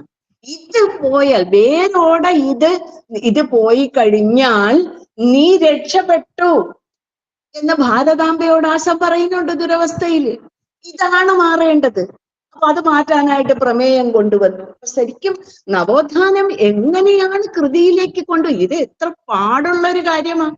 വർത്തമാന കാലം എന്ന് പറയുന്നത് ചരിത്രം മാറ്റാതെ മറയ്ക്കാതെ സത്യം മാത്രം ആവിഷ്കരിച്ചുകൊണ്ട്, എന്നാൽ ഒരു കൃതിക്ക് ആവശ്യമായ എല്ലാവും ചേർത്തുകൊണ്ട് ഇങ്ങനെ അവതരിപ്പിക്കുക എന്ന് പറയുന്നത് വളരെ പ്രയാസമുള്ള ഒരു കാര്യമാണ്. അതാണ് കുമാരനാശാൻ ചെയ്തത്. ഈ കഥാപാത്രങ്ങൾ ശരിക്കും സമൂഹ മധ്യത്തിൽ ഉണ്ടാക്കിയ മാറ്റങ്ങൾ, അവരുണ്ടാക്കിയ നവോത്ഥാനങ്ങൾ, അവരുണ്ടാക്കിയ വിപ്ലവകരമായ മാറ്റങ്ങൾ എന്തൊക്കെയാണ് എന്നും കൂടി നമ്മൾ നോക്കണം. അപ്പൊ നമ്മുടെ ഈ കഥാപാത്രങ്ങൾ ശരിക്കും സാവിത്രി എന്ന് പറയുന്ന അന്തർജനം നേരത്തെ പറഞ്ഞു, അതില് തുടക്കത്തെ തന്നെ പറയുന്നു എന്താണ്, ഹൈന്ദവ ചോരയാൽ ചോന്നിടും ഏറെ നാട്ടിൽ. ആര്? ഈ ലഹള നടക്കുന്ന മാപ്പിളമാര് ലഹള നടത്തുന്ന ഈ സ്ഥലം എന്ന് പറയുന്നത് ഹൈന്ദവ ചോരയാൽ ചോന്നു എന്ന് പറയുന്നു. സത്യമാണ്, ഹൈന്ദവ ചോരയാൽ ചോന്നിട്ടുണ്ട്. പക്ഷെ അതുപോലെ തന്നെ സത്യമാണ്, മാപ്പിളമാരുടെ ചോരയും അവിടെ വീണിട്ടുണ്ട്, കുഞ്ഞുങ്ങളുടെ ചോരയും അവിടെ വീണിട്ടുണ്ട്, സ്ത്രീകളുടെ ചോരയും അവിടെ വീണിട്ടുണ്ട്. എല്ലാ സത്യവും ആശാൻ പറയുന്നില്ല എന്ന് ആമുഖത്തിൽ പറഞ്ഞു വെച്ചിട്ടുണ്ട്. അപ്പൊ കൃതിക്ക് ആസ്പദമായ കീ ആയിട്ടുള്ള പോയിന്റ് ഏതാണോ, കീ പോയിന്റ് ഏതാണോ അത് എടുത്തു വെച്ചു. അല്ലെങ്കിൽ മാപ്പിള ലഹള വിശദീകരിക്കാനിരുന്ന, ഇപ്പൊ ഞാൻ തന്നെ ദുരവസ്ഥ പറയാൻ വന്നിട്ട് മാപ്പിള ലഹള എത്ര നേരം എടുത്തു പറയാനായിട്ട്. അപ്പൊ യഥാർത്ഥത്തില് ഈ പ്രമേയത്തിലൂടെ ഈ പ്രമേയം സാക്ഷാത്കരിക്കാനായിട്ട് രണ്ട് കഥാപാത്രങ്ങളെ ആവിഷ്കരിച്ചു. അതിലെ സ്ത്രീ കഥാപാത്രത്തിന്റെ പേരാണ് സാവിത്രി. അവള് കണ്ണിക്കണ്ട ഈ ഒരു രാത്രിയാണ് വരുന്നത്. ശരിക്കും നമ്മളൊന്ന് ആലോചിക്കണം, ഈ അന്തർജനമാണ് എന്ന് നമ്മൾ പറയുന്നെങ്കിലും എന്താണ്, ഏറ്റവും സവർണ മേധാവിത്വത്തിന്റെ അങ്ങേ അറ്റത്ത് നിൽക്കുന്ന ആൾക്കാരാണ് നമ്പൂതിരിമാര്, അവരുടെ സ്ത്രീകളാണ് അന്തർജനങ്ങള്. ശരിക്കും ആ അന്തർജനം അനുഭവിക്കുന്ന അസ്വാതന്ത്ര്യം ഒന്ന് ആലോചിച്ച് നോക്കിക്കേ. ഈ അസ്വാതന്ത്ര്യം എന്ന് പറയുന്നത് ശരിക്കും മൈനയോട് ഈ കുട്ടി പറയുകയാണ്, സാവിത്രി കൊച്ചു പെൺകുട്ടിയല്ലേ, 18 വയസ്സുള്ള കുഞ്ഞ. അപ്പൊ അവള് പറയുകയാണ്, പെൺകുട്ടിയാണ്, അവള് പറയുകയാണ്, മൈനയോട് പറയുകയാണ്, അച്ഛനല്ലാതെ വേറൊരാളിന്റെ മുഖം ഞാൻ കണ്ടിട്ടില്ല. സ്വന്തം സഹോദരനെ പോലും ഒരു നമ്പൂതിരി കന്യകയ്ക്ക് പ്രായപൂർത്തിയായ പിന്നെ കാണാൻ പറ്റുകയില്ല. എത്ര സ്വതന്ത്രമായ ഒരു ചുറ്റുപാടിലാണ് ഈ മേൽക്കോയ്മയുള്ള ആൾക്കാരിലെ സ്ത്രീജനങ്ങൾ ജീവിക്കുന്നത് എന്ന് നമ്മൾ ആലോചിക്കണം. വട്ടക്കുടയും വൃഷലിയും കൂടാതെ ഞാൻ ഇതുവരെയും നടന്നിട്ടില്ല, പഠിക്കൽ വരെ പോയിട്ടില്ല. കുളിക്കാൻ പോണമെങ്കിലും വൃഷലി വേണം. വൃഷലി എന്ന് പറയുന്നത് ഭൃത്യ, വേലക്കാരി, ദാസി, കൂട്ടുകാരി വേണം. അവളോടൊപ്പമേ, ഒറ്റയ്ക്ക് ഇതുവരെ ഒരു വഴിയും കണ്ടിട്ടില്ല. ഈ ബഹളം എല്ലാം കേൾക്കുമ്പോൾ ശരിക്കും മൂസായും കാസിമും കൂട്ടരും ഒക്കെ അവിടെ വന്ന് നിൽക്കുന്നതും തന്റെ അച്ഛനെയും അമ്മയും പിടിച്ചുകൊണ്ട് പോകുന്നതും നല്ലാർ ജനങ്ങളെ കയറിപ്പിടിക്കുന്നതും ഒക്കെ ഇവളിങ്ങനെ കാണുന്നുണ്ട്. പക്ഷെ ഈ കുട്ടിക്ക് അറിയാൻ വയ്യ എന്താ സംഭവിക്കുന്നതെന്ന്. ഈ കുട്ടിക്ക് അറിയാൻ വയ്യ എന്താണ് ഈ നടക്കുന്നത് എന്നറിയാൻ വയ്യ. അത്രയ്ക്ക് അജ്ഞയാണ് അവൾ. അതിലെ പുരുഷ കഥാപാത്രത്തെയാണ് നമ്മൾ നിരക്ഷര കുക്ഷി എന്ന് പറയുന്നത്. പക്ഷെ ഇത്രത്തോളം നിരക്ഷരത ചരിത്രപരമായിട്ട് ചാത്തനില്ല. ചാത്തൻ ലഹളയെക്കുറിച്ച് ബോധവാനാണ്, അത് പിന്നാലെ വരുന്നുണ്ട്. ഇവിടെ ചരിത്രപരമായിട്ട് അജ്ഞയാണ് ഈ പെൺകുട്ടി. ഇവൾക്ക് ഒന്നും അറിഞ്ഞൂടാ. എന്തു പറ്റി ഇങ്ങനെ വരാനായിട്ട്? ഇവരെല്ലാം നമ്മുടെ പ്രിയപ്പെട്ട ഭൃത്യരല്ലേ, എന്നിട്ട് എന്തു പറ്റി? എന്റെ അച്ഛനെയും അമ്മയും പിടിച്ചുകൊണ്ട് പോകാനായിട്ട് എന്തു പറ്റി? ആടുമാടുകളെ വലിച്ചു കൊണ്ടുപോകുന്ന പോലെ, കശാപ്പ് ചെയ്യാൻ കൊണ്ടുപോകുന്ന പോലെ എന്തിനാ ഇവരെന്റെ അച്ഛനെയും അമ്മയും കൊണ്ടുപോകുന്നത്? അല്ലെ, ഇതാണ് അവള് ചോദിക്കുന്നത്. അപ്പൊ ആ കുട്ടിക്ക് അറിഞ്ഞുകൂടാ ഇത് മാപ്പിള ലഹളയാണെന്ന് അറിഞ്ഞുകൂടാ. നോക്കണേ, മാപ്പിള ലഹള എന്ന് പറയുന്നത് ഒരു 50 കൊല്ലമായിട്ട് ഏറിയും കുറഞ്ഞും ഏറനാട്ടിലുണ്ട്. പക്ഷെ ഈ കുഞ്ഞിനെ അറിഞ്ഞുകൂടാ. അപ്പൊ അന്നത്തെ നമ്പൂതിരി കന്യക അനുഭവിച്ചിരുന്ന അസ്വാതന്ത്ര്യം ഒന്ന് ആലോചിച്ച് നോക്കിയേ. അതിനുശേഷം വി.ടി. ഭട്ടതിരിപ്പാട് 1930 ആണ് ഈ അന്തർജന കന്യകയുടെ പിന്നെ എന്താണ് ദുരവസ്ഥ, അസ്വാതന്ത്ര്യം ഒക്കെ വിവരിക്കുന്നത്, അല്ലെ? ഏതാണ്ട് 1930-കളിൽ. അപ്പൊ സത്യം പറഞ്ഞാൽ കുമാരനാശൻ ഉഴുതു മറിച്ചിട്ട ഈ മണ്ണിലാണ്, സാവിത്രിയിലൂടെ ഉഴുതു മറിച്ചിട്ട ഈ മണ്ണിലാണ് സത്യം പറഞ്ഞ വി.ടി. ഭട്ടതിരിപ്പാട് ഒരു മുകുളം അവിടെ, ഒരു വിത്ത് അവിടെ പാകിയത്. അതുകൊണ്ടാണ് അത് ഇത്ര പെട്ടെന്ന് മുളച്ചു വന്ന് അറിയാം. അപ്പൊ ഒരു സാവിത്രിയെ അവതരിപ്പിച്ചില്ലായിരുന്നു എങ്കില് തീർച്ചയായിട്ടും പിന്നാലെ ഉണ്ടായ ഉത്ഥാനം, പിന്നാലെ ഉണ്ടായ സാമൂഹിക പുരോഗതി എന്ന് പറയുന്നത് ഇത്ര എളുപ്പത്തിൽ സാധിക്കുമായിരുന്നില്ല. ഇനി ഈ എന്താണ്, അവള് തന്റെ വിവാഹത്തെക്കുറിച്ച് ആലോചിക്കുന്ന ഭാഗങ്ങളുണ്ട്. ഈ കുടിലിൽ അവൾ ഇരിക്കുകയാണല്ലോ, അല്ലെ? അവൾക്ക് കൂട്ടിനായിട്ടൊരു മൈനയെ കൂടി ചാത്തൻ കൊണ്ട് കൊടുത്തു. ചാത്തൻ എല്ലാ ദിവസവും ജോലിക്ക് പോകും, തിരിച്ചു വരുമ്പോ എന്തെങ്കിലും കിഴങ്ങ് വളരെ വൃത്തിയായിട്ട് കഴുകി തുടച്ച് കൊണ്ടുവരും, വെള്ളവും കൊണ്ടുവരും. അത് കുടിച്ചാണ് ഇവള് പിന്നെ ജീവൻ തള്ളി നിൽക്കുന്നത്. മൈനയോടാണ് തന്റെ വർത്തമാനം പറയുന്നത്. ഈ പൂർവ്വകാല കഥകളെല്ലാം മൈനയോടാണ് പറയുന്നത്. അപ്പൊ ശരിക്കും അതില് അവള് തന്റെ വിവാഹത്തെക്കുറിച്ച് ഒരു കാര്യം പറയുന്നു. സ്ത്രീ കഥാപാത്രങ്ങളെ, ഈ മേലാളർ എന്ന് പറയുന്ന ആൾക്കാരുടെ ഇടയിലെ സ്ത്രീകൾ പോലും അനുഭവിച്ചിരുന്ന അസ്വാതന്ത്ര്യം എന്ന് പറയുന്നത് എത്ര ഭീകരമായിരുന്നു എന്ന് അവൾ പറയുന്നുണ്ട്.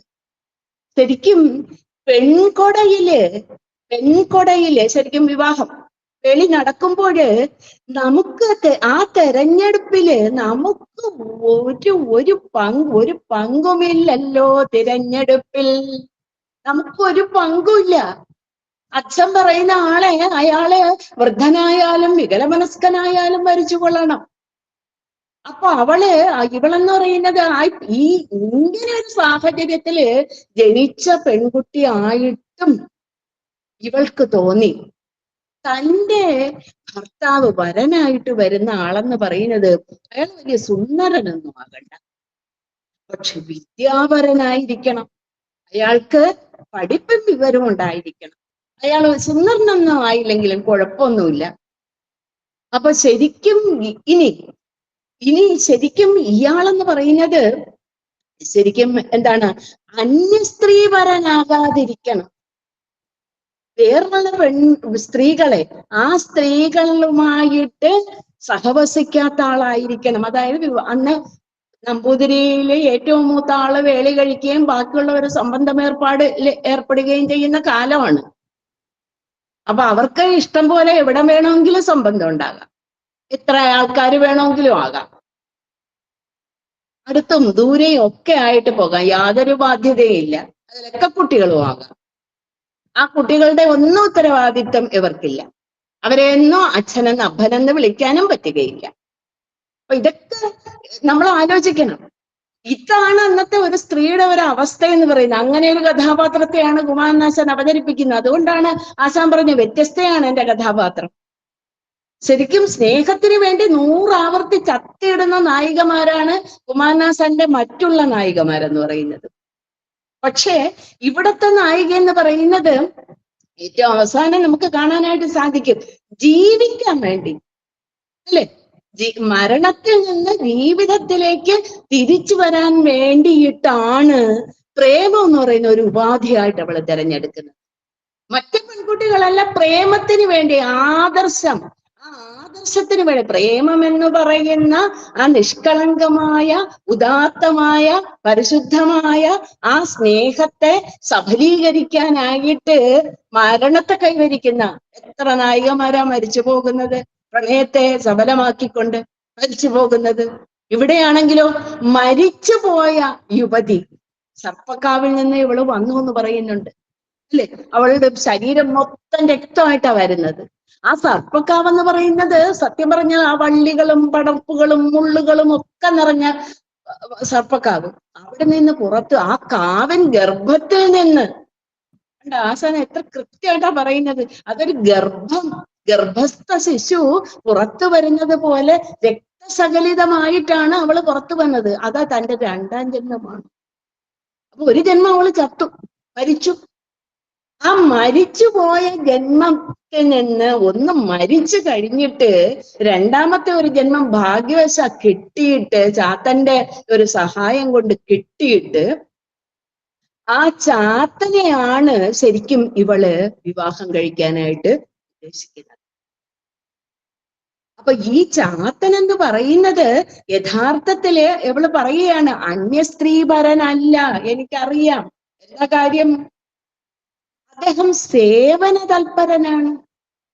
എപ്പോഴും ജോലി ചെയ്യുന്ന ഈ കർമ്മം ചെയ്യുന്ന ആൾക്കാർക്ക് വേറൊന്നിനും നേരമില്ലല്ലോ. ജോലിയെ കുറിച്ചല്ല സേവന തൽപരത.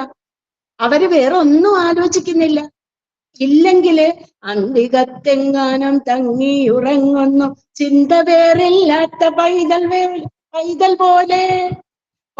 പോലെ നീ ഉറങ്ങുമായിരുന്നോ ചാത്ത? നല്ല അവസരം കിട്ടിയാല് തൻ്റെ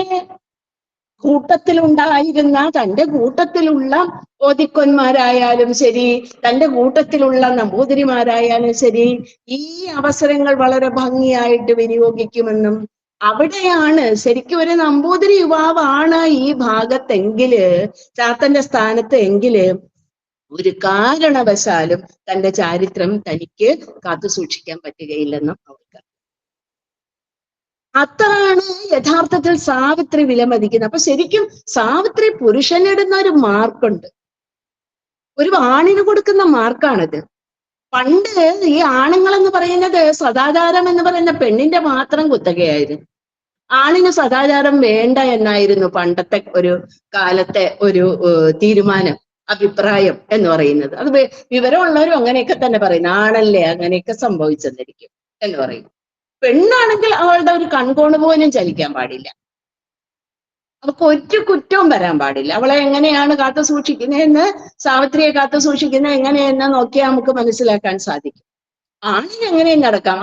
അന്നത്തെ അമ്മമാരും പറയും, പിന്നെ മക്കള് തന്നെ തന്റെ ഭർത്താക്കന്മാരെ കുറിച്ച് എന്തെങ്കിലും പറയും, അമ്മേ അങ്ങനെയാണ്, അയാളെ ചില ദിവസം അയാൾ വീട്ടിൽ വരാറില്ല, എന്റെ പൊന്നു മോളെ, അമ്മ പറഞ്ഞു കൊടുക്കുകയാണ്, എന്റെ പൊന്നു മോളെ, നിന്റെ ഭർത്താവ് ഒരു ദിവസമല്ലേ വരാത്ത, എന്റെ ഭർത്താവ് എല്ലാ ദിവസവും വന്നിട്ട് വെളിയിൽ പോകുമായിരുന്നു. ഇങ്ങനെ പറയുന്ന സാഹിത്യകൃതികളുണ്ട് നമുക്ക്. കണ്ടോ, അന്നത്തെ സ്ത്രീകളുടെ അവസ്ഥയാണ് ഈ പറഞ്ഞത്. അപ്പൊ ശരിക്കും അന്യസ്ത്രീപരനല്ലാത്ത ചാത്തൻ, ആ ചാത്തനാണ് അവള് മാർക്കിടുന്നത്. മാത്രമല്ല അവൻ മേധാവിയാണ്, കാര്യങ്ങൾ പറഞ്ഞാൽ അവന് മനസ്സിലാകും. അവന് ആകെ ഉള്ള ഒരു പോരായ്മ എന്ന് പറയുന്ന അക്ഷരമില്ലാത്തതാണ്, വിദ്യാഭ്യാസം ഇല്ലാത്തതാണ്. അവന്റെ മസ്തിഷ്ക വെള്ളി തളികയില് അക്ഷരത്തിന്റെ പൊൻദീപം ഞാൻ കൊളുത്തും.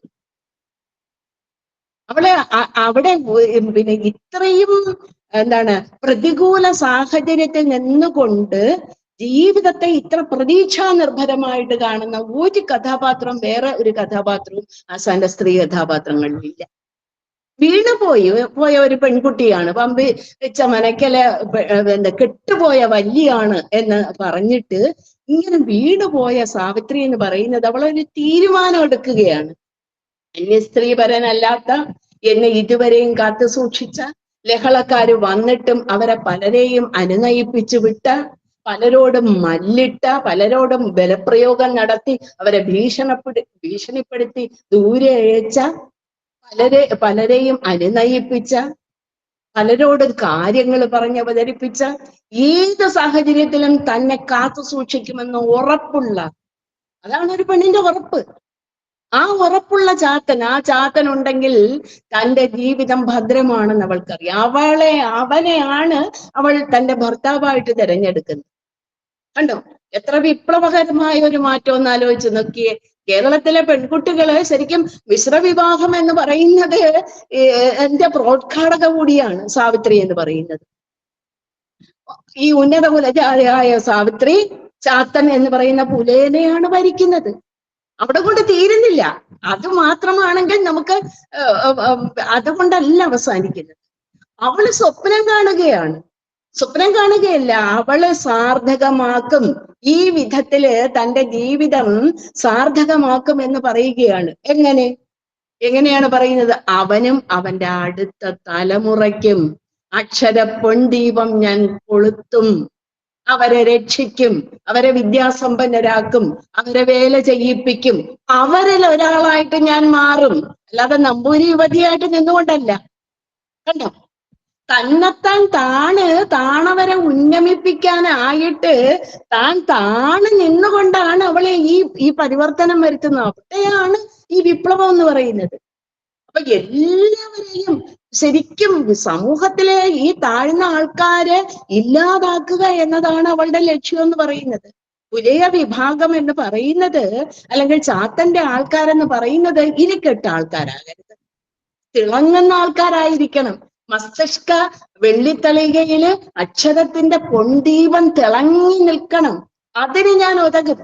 ഞാൻ എന്റെ വെളുത്ത ശരീരം കറുപ്പിക്കും, അവരോടൊപ്പം ജോലി ചെയ്യും. കണ്ടോ, അവരിൽ ഒരാളായിട്ട് മാറും. എന്തൊരു വലിയ വിപ്ലവമാണെന്ന് നോക്കിക്കേ.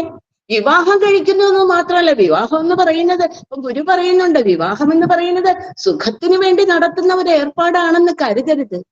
ധർമ്മമാണത്. അതാണ് സഹധർമ്മിണി എന്നാണ് സ്ത്രീക്ക് പറയുന്നത്. ധർമ്മം അനുഷ്ഠിക്കുന്നവനാണ് ഭർത്താവ്. അപ്പൊ സ്ത്രീ എന്ന് പറയുന്ന സഹധർമ്മിണിയാണ്. ആ സഹധർമ്മിണി എന്ന് പറയുന്ന പുരുഷന്റെ ധർമ്മം പകുതി അവൾ ഏറ്റെടുത്ത് ചെയ്യാനുള്ളവളാണ്. ചാത്തൻ ചെയ്യുന്ന എല്ലാ ജോലിയും ചെയ്യും. ചാത്തനോടൊപ്പം ചെയ്യുന്ന പെൺകുട്ടികള് ചെറുമികള് ചെയ്യുന്ന എല്ലാ ജോലിയും ഞാനും ചെയ്യും. ചാത്തന് ഇല്ലാത്ത അറിവ്, എനിക്കുള്ള അറിവ് ഞാൻ ചാത്തന് പകരും, അവന്റെ ആൾക്കാർക്ക് പകരും, അടുത്ത തലമുറയ്ക്ക് പകരും. അങ്ങനെ അവര് രക്ഷപ്പെടും. എന്തൊരു വലിയ വിപ്ലവം എന്ന് ആലോചിച്ച് നോക്കേ. ഇതാണ് യഥാർത്ഥത്തിലുള്ള നവോത്ഥാനം എന്ന് പറയുന്നത്. ഒരു സമൂഹത്തിലെ സ്ത്രീ രക്ഷപ്പെട്ടാലുണ്ടല്ലോ, ആ രക്ഷപ്പെടുന്നത് ശരിക്കും സമൂഹമാണ്. ഒരു പുരുഷൻ രക്ഷപ്പെട്ടാൽ ഒരാളാണ് രക്ഷപ്പെടുന്നത്. ഒരു സ്ത്രീ രക്ഷപ്പെട്ടാൽ അവളുടെ ഭർത്താവും അവളുടെ മക്കളും അവളുടെ അനന്തര തലമുറയുമാണ് രക്ഷപ്പെടുന്നത്. എത്ര വലിയ മനഃശാസ്ത്രമാണ് ആശ പഠിപ്പിക്കുന്നതെന്ന് നോക്കിക്കേ. അവന് വരമൊഴി അറിയാൻ, വരമൊഴി അവൻ ആദ്യം താല്പര്യമില്ല എന്നുണ്ടെങ്കിൽ ശരിക്കും ഞാൻ അവനെ വാമൊഴി പഠിപ്പിക്കും. വാമൊഴികളിലൂടെ ചാരു പുരാണ കഥകൾ പറഞ്ഞു കൊടുക്കും, കാർവർണ്ണന്റെ ലീലകൾ പറഞ്ഞു കൊടുക്കും. അവന് ഈയക്കോൽ പോലെ തണുത്ത കൈയാണ് ഉള്ളത് എന്നുണ്ടെങ്കിലും അവനെ യഥാർത്ഥത്തിൽ ശൃംഗാര രസത്തിന്റെ അതിന്റെ ഏറ്റവും അങ്ങേ അറ്റത്ത് നിൽക്കുന്ന ഒരു കാമദേവനെ പോലെ താൻ ആക്കിയെടുക്കും. എന്തു വലിയ കഴിവാത് അല്ലെ. ഭാര്യേഷു മന്ത്രി, നമ്മള് ഭാര്യമാർക്കുള്ള ഗുണങ്ങൾ പറയുന്ന ശയനേഷു വേശ്യ പറയുന്നുണ്ട്. അപ്പൊ ശരിക്കും ഭാര്യയുടെ എല്ലാ ധർമ്മങ്ങളും മന്ത്രിയെ പോലെ അല്ലെ, ഒരു ദാസിയെ പോലെ ഒക്കെ താൻ മാറുമെന്ന് പറഞ്ഞിട്ട് യഥാർത്ഥത്തിൽ ഈ ധർമ്മം എന്ന് പറയുന്നത് യഥാർത്ഥത്തിൽ ഈ ഹിന്ദു സമുദായത്തിലെ ധർമ്മം എന്ന് പറയുന്നത് തന്റെ സ്ത്രീത്വത്തിലൂടെ സാക്ഷാത്കരിക്കാൻ തനിക്ക് പറ്റുമെന്ന് അവർക്ക് ഉറപ്പുണ്ട്. ഇനി പുരുഷ കഥാപാത്രമാണെങ്കിലോ, ശരിക്കും ചാത്തനെ നമ്മളൊന്ന് ആലോചിച്ച് നോക്കിക്കേ. ചാത്തനാകെയുള്ള ഒരു കുറവ് എന്ന് പറയുന്നത് ഇങ്ങനെ ഒരു മനുഷ്യനെ നമുക്ക് കണ്ടുകിട്ടാൻ പറ്റുമോ? അന്തികത്തിങ്കല് ഒരു പുൽപ്പായിൽ, അതും കീറിയ ഒരു പുൽപ്പായില് എങ്ങോ തങ്ങി ഉറങ്ങുന്നു. അത് അടുത്ത വായിക്കുമ്പോ നമ്മൾ കരഞ്ഞു പോകും. എന്താ ചിന്ത വേറില്ലാത്ത പൈതൽ പോലെ, വേറെ ഒരു ദുഷ്ടചിന്തയില്ലാത്ത ഒരു കൊച്ചു കുഞ്ഞെന്ന പോലെ ഇദ്ദേഹം എന്നെ ഒരു ദേവതയെ പോലെ കാത്തു സൂക്ഷിച്ചുകൊണ്ട് കിടന്നുറങ്ങുകയാണെന്ന് സാവിത്രി പറയുമ്പോൾ ആ ചാത്തൻ എവിടെ നിൽക്കുന്നു എന്ന് നമ്മൾ ആലോചിക്കണം. ഇന്ന് നടക്കുന്ന സ്ത്രീകൾക്കെതിരെ നടക്കുന്ന അക്രമങ്ങള്, അതിക്രമങ്ങള്, തൊട്ടിൽ കിടക്കുന്ന ഒരു കൊച്ചു പെൺകുഞ്ഞു പോലും സുരക്ഷിതയല്ല. അപ്പൂപ്പന്റെ പ്രായമുള്ള ആൾക്കാർ പോലും ഈ പെൺകുഞ്ഞുങ്ങളോട് കാണിക്കുന്ന ഈ ക്രൂരത ഓർക്കുമ്പോൾ, അക്ഷരാഭ്യാസമില്ലാത്ത, സംസ്കൃതചിത്തനല്ലാത്ത, അല്ലെ, അവർണ്ണനായ കറുകറുത്ത ചാത്തൻ എത്ര സംസ്കാരമുള്ളവന്. അതാണ് ഒരു പുരുഷന്റെ ആണത്തം. ശരിക്കും നമ്മള് ഒരു പുരുഷന്റെ യഥാർത്ഥത്തിലുള്ള ലക്ഷണം എന്ന് പറയുന്നത് സദാചാരം കാത്തു സൂക്ഷിക്കലാണ്. ഗുരു തന്നെ പറഞ്ഞിട്ടുണ്ടല്ലോ, ഏറ്റവും വലിയ വ്രതം എന്ന് പറയുന്ന ബ്രഹ്മചര്യമാണ്. അത് കാത്തു സൂക്ഷിക്കാൻ ഏറ്റവും പാട്. അപ്പൊ ഒരു ബ്രഹ്മചാരിയെ പോലെ, ഒരു മഹർഷിയെ പോലെ, ഒരു ദേവതയെ ആരാധിക്കുന്ന ഒരു സന്യാസി എന്ന പോലെ, ഇത് ഒരു സ്ത്രീയാണെന്ന് ഒന്നും ഓർക്കാതെ ഒരു ദേവതയെ ആരാധിക്കുന്നത് പോലെ അവൾക്ക് വേണ്ടതെല്ലാം കൊണ്ട് കൊടുത്തിട്ട് ചാത്തൻ ഈ സ്ത്രീയെ പൂജിക്കുകയാണ്. എന്തൊരു വലിയ മനസ്സാ ചാത്തന്റെ മനസ്സ്. ഇങ്ങനെ ഒരു പുരുഷനെ നമുക്ക് കണ്ടു കിട്ടാൻ പറ്റുമോ? ഇതായിരിക്കണം പുരുഷന്റെ. കണ്ടോ? അപ്പൊ ഭാരതീയരെല്ലാം സഹോദരീ സഹോദരന്മാരാണ് എന്ന് നമ്മൾ പ്രതിജ്ഞയിൽ പറയുന്നത് അറിവ്, അത് അറിവാണ്.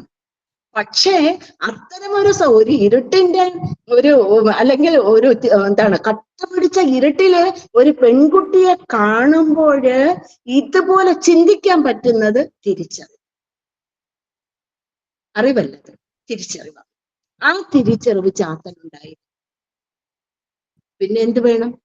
ആകെ ഇല്ലാത്തൊരു കുറവെന്ന് പറഞ്ഞ, അവൻ മേധാവിയാണ്, അവൻ കാര്യം പറഞ്ഞാൽ ഗ്രഹിക്കുന്നുണ്ട്, പെട്ടെന്ന് അറിഞ്ഞ കാര്യങ്ങൾ ചെയ്യുന്നുണ്ട്, അവന് സൗന്ദര്യ സങ്കല്പമുണ്ട്. ഒരു ഒറ്റ പൂമൊട്ട് പറിച്ചോണ്ട് വന്നിട്ട് സാവിത്രിക്ക് കൊടുക്കുന്നുണ്ട്. എന്തൊരു ഭംഗിയാ തമ്പ്രാട്ടി എന്നും പറഞ്ഞു കൊടുക്കുന്നുണ്ട്, അല്ലെ? തമ്പ്രാട്ടി എന്നും പറഞ്ഞ് കൊടുക്കുന്നുണ്ട്. അവള് പറയുന്നുണ്ട്, തമ്പ്രാട്ടി എന്ന് വിളിക്കരുത്, എന്നെ സാവിത്രി എന്ന് വിളിക്കണം. ശരിക്കും ഒരു യഥാർത്ഥത്തിലുള്ള ഭക്തന് ജിജ്ഞാസ ഉണ്ടായിരിക്കണം എന്നാണ്. അത് മൂന്നാമത്തെ ഘട്ടമാണ്, ഭക്തന്റെ ജിജ്ഞാസുവായിരിക്കണം. അപ്പൊ ചോദിക്കുകയാണ്, ചാത്തൻ ചോദിക്കുകയാണ്, നമുക്ക് സങ്കല്പിക്കാൻ പറ്റില്ല. ചാത്തൻ ചോദിക്കുകയാണ്, ഈ സാവിത്രി എന്നുള്ള പേര് എങ്ങനെ വന്നു? എന്നെ സാവിത്രി എന്ന് വിളിക്കണമെന്ന് പറയുമ്പോൾ, അപ്പൊ ഒരു ഭക്തന്റെ നിർവ്യാജമായ എല്ലാ ലക്ഷണങ്ങളും അവനുണ്ട്. ഒരു പുരുഷന്റെ നിഷ്കളങ്കനായ ഒരു കൊച്ചു കുഞ്ഞിന്റെ ഭാവം അവനുണ്ട്. ഇതൊക്കെ ആയിരിക്കണം നമ്മുടെ മാതൃക എന്ന് പറയുന്നത്. അപ്പൊ സ്ത്രീയുടെ മാതൃകയായിട്ട് സാവിത്രി വരുന്നു, അല്ലെ? ശരിക്കും കേരളം പരിഷ്കരിക്കാനായിട്ടുള്ള മാതൃകയായിട്ട് സാവിത്രി വരുന്നു. പുരുഷന്റെ മാതൃകയായിട്ട് ചാത്തൻ വരുന്നു. ശരിക്കും സാഹിത്യത്തില് പ്രത്യക്ഷപ്പെടുന്ന ആദ്യത്തെ ദളിത യുവാവാണ് ദുരവസ്ഥയിലെ ചാത്തൻ എന്ന് പറയുന്നത്. ആ ചാത്തൻ എത്ര ഉദാത്തനാണ്! വിലക്ഷണ കൃതി എന്ന് പറഞ്ഞാൽ സാധാരണയായിട്ട് ആസാന്റെ നായികന്മാരിലോ അല്ലെങ്കിൽ അതിന് തൊട്ടു മുമ്പുള്ള കവികളുടെ കഥാപാത്രങ്ങളിലോ ഒന്നും കാണുന്ന പുരുഷ കഥാപാത്രമല്ല ഇത്. സദാചാരം കൈമുതലായുള്ള അന്യസ്ത്രീപരായണത്വമില്ലാത്ത, ഭോഗപരായണത്വമില്ലാത്ത, ബ്രഹ്മചര്യം അനുഷ്ഠിക്കുവാൻ കെൽപ്പുള്ള, സംയമനമുള്ള പുരുഷൻ. ആ പുരുഷനാണ് പുരുഷൻ. അപ്പൊ ഇത് സത്യം പറഞ്ഞാൽ കേരളം മനസാക്ഷിയെ തന്നെ അക്ഷരാർത്ഥത്തെ ഞെട്ടിച്ചു കളഞ്ഞു. ഇങ്ങനെ ഒരു പുരുഷ സങ്കല്പം, ഒരു പുതിയ ഒരു വിപ്ലവം, ഒരു ഉത്ഥാനം ഇവിടുത്തെ പുരുഷന്മാർക്കുണ്ടാകുകയാണ്. ഇങ്ങനെയുണ്ട് ആണുങ്ങൾ, ഇങ്ങനെ ആയിരിക്കണം ആണുങ്ങൾ, ഇങ്ങനെ ഉണ്ട് പെണ്ണുങ്ങൾ, സാവിത്രിയെ പോലെ ആയിരിക്കണം പെണ്ണുങ്ങൾ. ഇതുപോലെ അത്യാപത്തുണ്ടായാലും ശരി, ആപത്തിൽ പാപമില്ല എന്നായിരുന്നു ദുരവസ്ഥയുടെ ആദ്യത്തെ പേര്, അത് മാറ്റി എഴുതിയതാ. അപ്പൊ ശരിക്കും ഇതൊരു ഒരു ഉന്നത കുലജാതയായ ഒരു പെൺകുട്ടി ഒരു പിന്നാക്കക്കാരനെ ഭരിക്കുക എന്ന് പറയുന്നത് നമ്പൂതിരിമാര് പണ്ട് പാപമായിട്ടാ കരുതിയിരുന്നത്. പാപമല്ലേ, ഇത് പുണ്യമാണ്. ഇതെന്ന് പറയുന്നത് നവോത്ഥാനത്തിനുള്ള നാഴികക്കല്ലുകളാണ്. ഒരു പുതിയ കേരളത്തെ ഉണ്ടാക്കുകയാണ് ചെയ്തത്. അപ്പൊ മാപ്പിള ലഹള സത്യത്തിൽ ആപത്താണ്. പക്ഷേ ഇത്തരം ചിന്തകള് നമ്മുടെ സമൂഹ മധ്യത്തിൽ കൊണ്ടുവരുവാനായിട്ട് ആശാന് സാധിച്ചു. ഒരു വലിയ വിപ്ലവമല്ലേ, അല്ലെ? ഓരോ പെണ്ണിനെയും ഓരോ പുരുഷനെയും മാറ്റുക എന്ന് പറയുന്നത്, ഓരോ ഹിന്ദുവിനെയും മാറ്റുക എന്ന് പറയുന്നത്, ജാതികൾ കഴമ്പില്ല എന്ന് പറയുന്നത് ഇതൊരു വലിയ വിപ്ലവമാണ്. ഈ വിപ്ലവമാണ് ദുരവസ്ഥയിലൂടെ ആശാൻ വരുത്തി വെച്ചത്. അപ്പൊ അക്ഷരാർത്ഥത്തിൽ കേരളീയ നവോത്ഥാനത്തിന്റെ ശംഖുലിയാണ് നമുക്ക് ദുരവസ്ഥയിൽ കാണാൻ സാധിക്കും. സമയം ഒരുപാട് കടന്നുപോയി. ഇത്രയും നേരം എൻ്റെ വാക്കുകള് വളരെ ക്ഷമയോടുകൂടി കേട്ടുകൊണ്ടിരുന്ന എല്ലാവർക്കും ഹൃദയത്തിന്റെ ഭാഷയില് ഞാൻ നന്ദി പറയുന്നു. തീർച്ചയായിട്ടും പിന്നെ സ്മൈല് നടത്തുന്ന ഇത്തരം സംരംഭങ്ങൾ എന്ന് പറയുന്നത് സാധാരണക്കാരുടെ ഇടയിലേക്ക് ആശാൻ കവിതകളെയും ഗുരുവിന്റെ ദർശനത്തെയും ഒക്കെ എത്തിക്കുന്നതിന് വലിയ പങ്കാണ് വഹിക്കുന്നത്. പറയാതിരിക്കാൻ പറ്റുന്നില്ല. നിസ്തുലമായ സേവനമാണ് നിങ്ങൾ കാഴ്ചവെക്കുന്നത്. തീർച്ചയായിട്ടും ഗുരുദേവൻ ഇതെല്ലാം കാണുകയും നിങ്ങളെ അനുഗ്രഹിക്കുകയും ചെയ്യും. അപ്പൊ തീർച്ചയായിട്ടും എൻ്റെ ഈ എളിയ വാക്കുകള് കേട്ടുകൊണ്ടിരുന്ന എല്ലാവർക്കും അദ്ദേഹത്തിന്റെ ഭാഷയിൽ ഞാൻ ഒന്നുകൂടി നന്ദി പറയുന്നു. ക്ഷണിച്ചവർക്കും കേട്ടവർക്കും എല്ലാവർക്കും എൻ്റെ വിനീതമായ നമസ്കാരം.